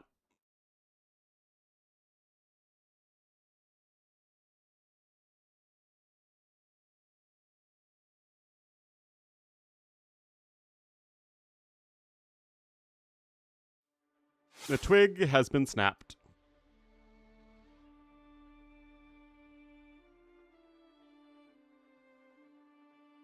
Anyway, guys, that'll be it for me today. I think we should be back tomorrow. Maybe things will be a bit more interesting then. Actually, there's only one set scheduled, but I think maybe the round of 40 will start. We'll see. We'll see. But anyway, thanks for watching, everybody.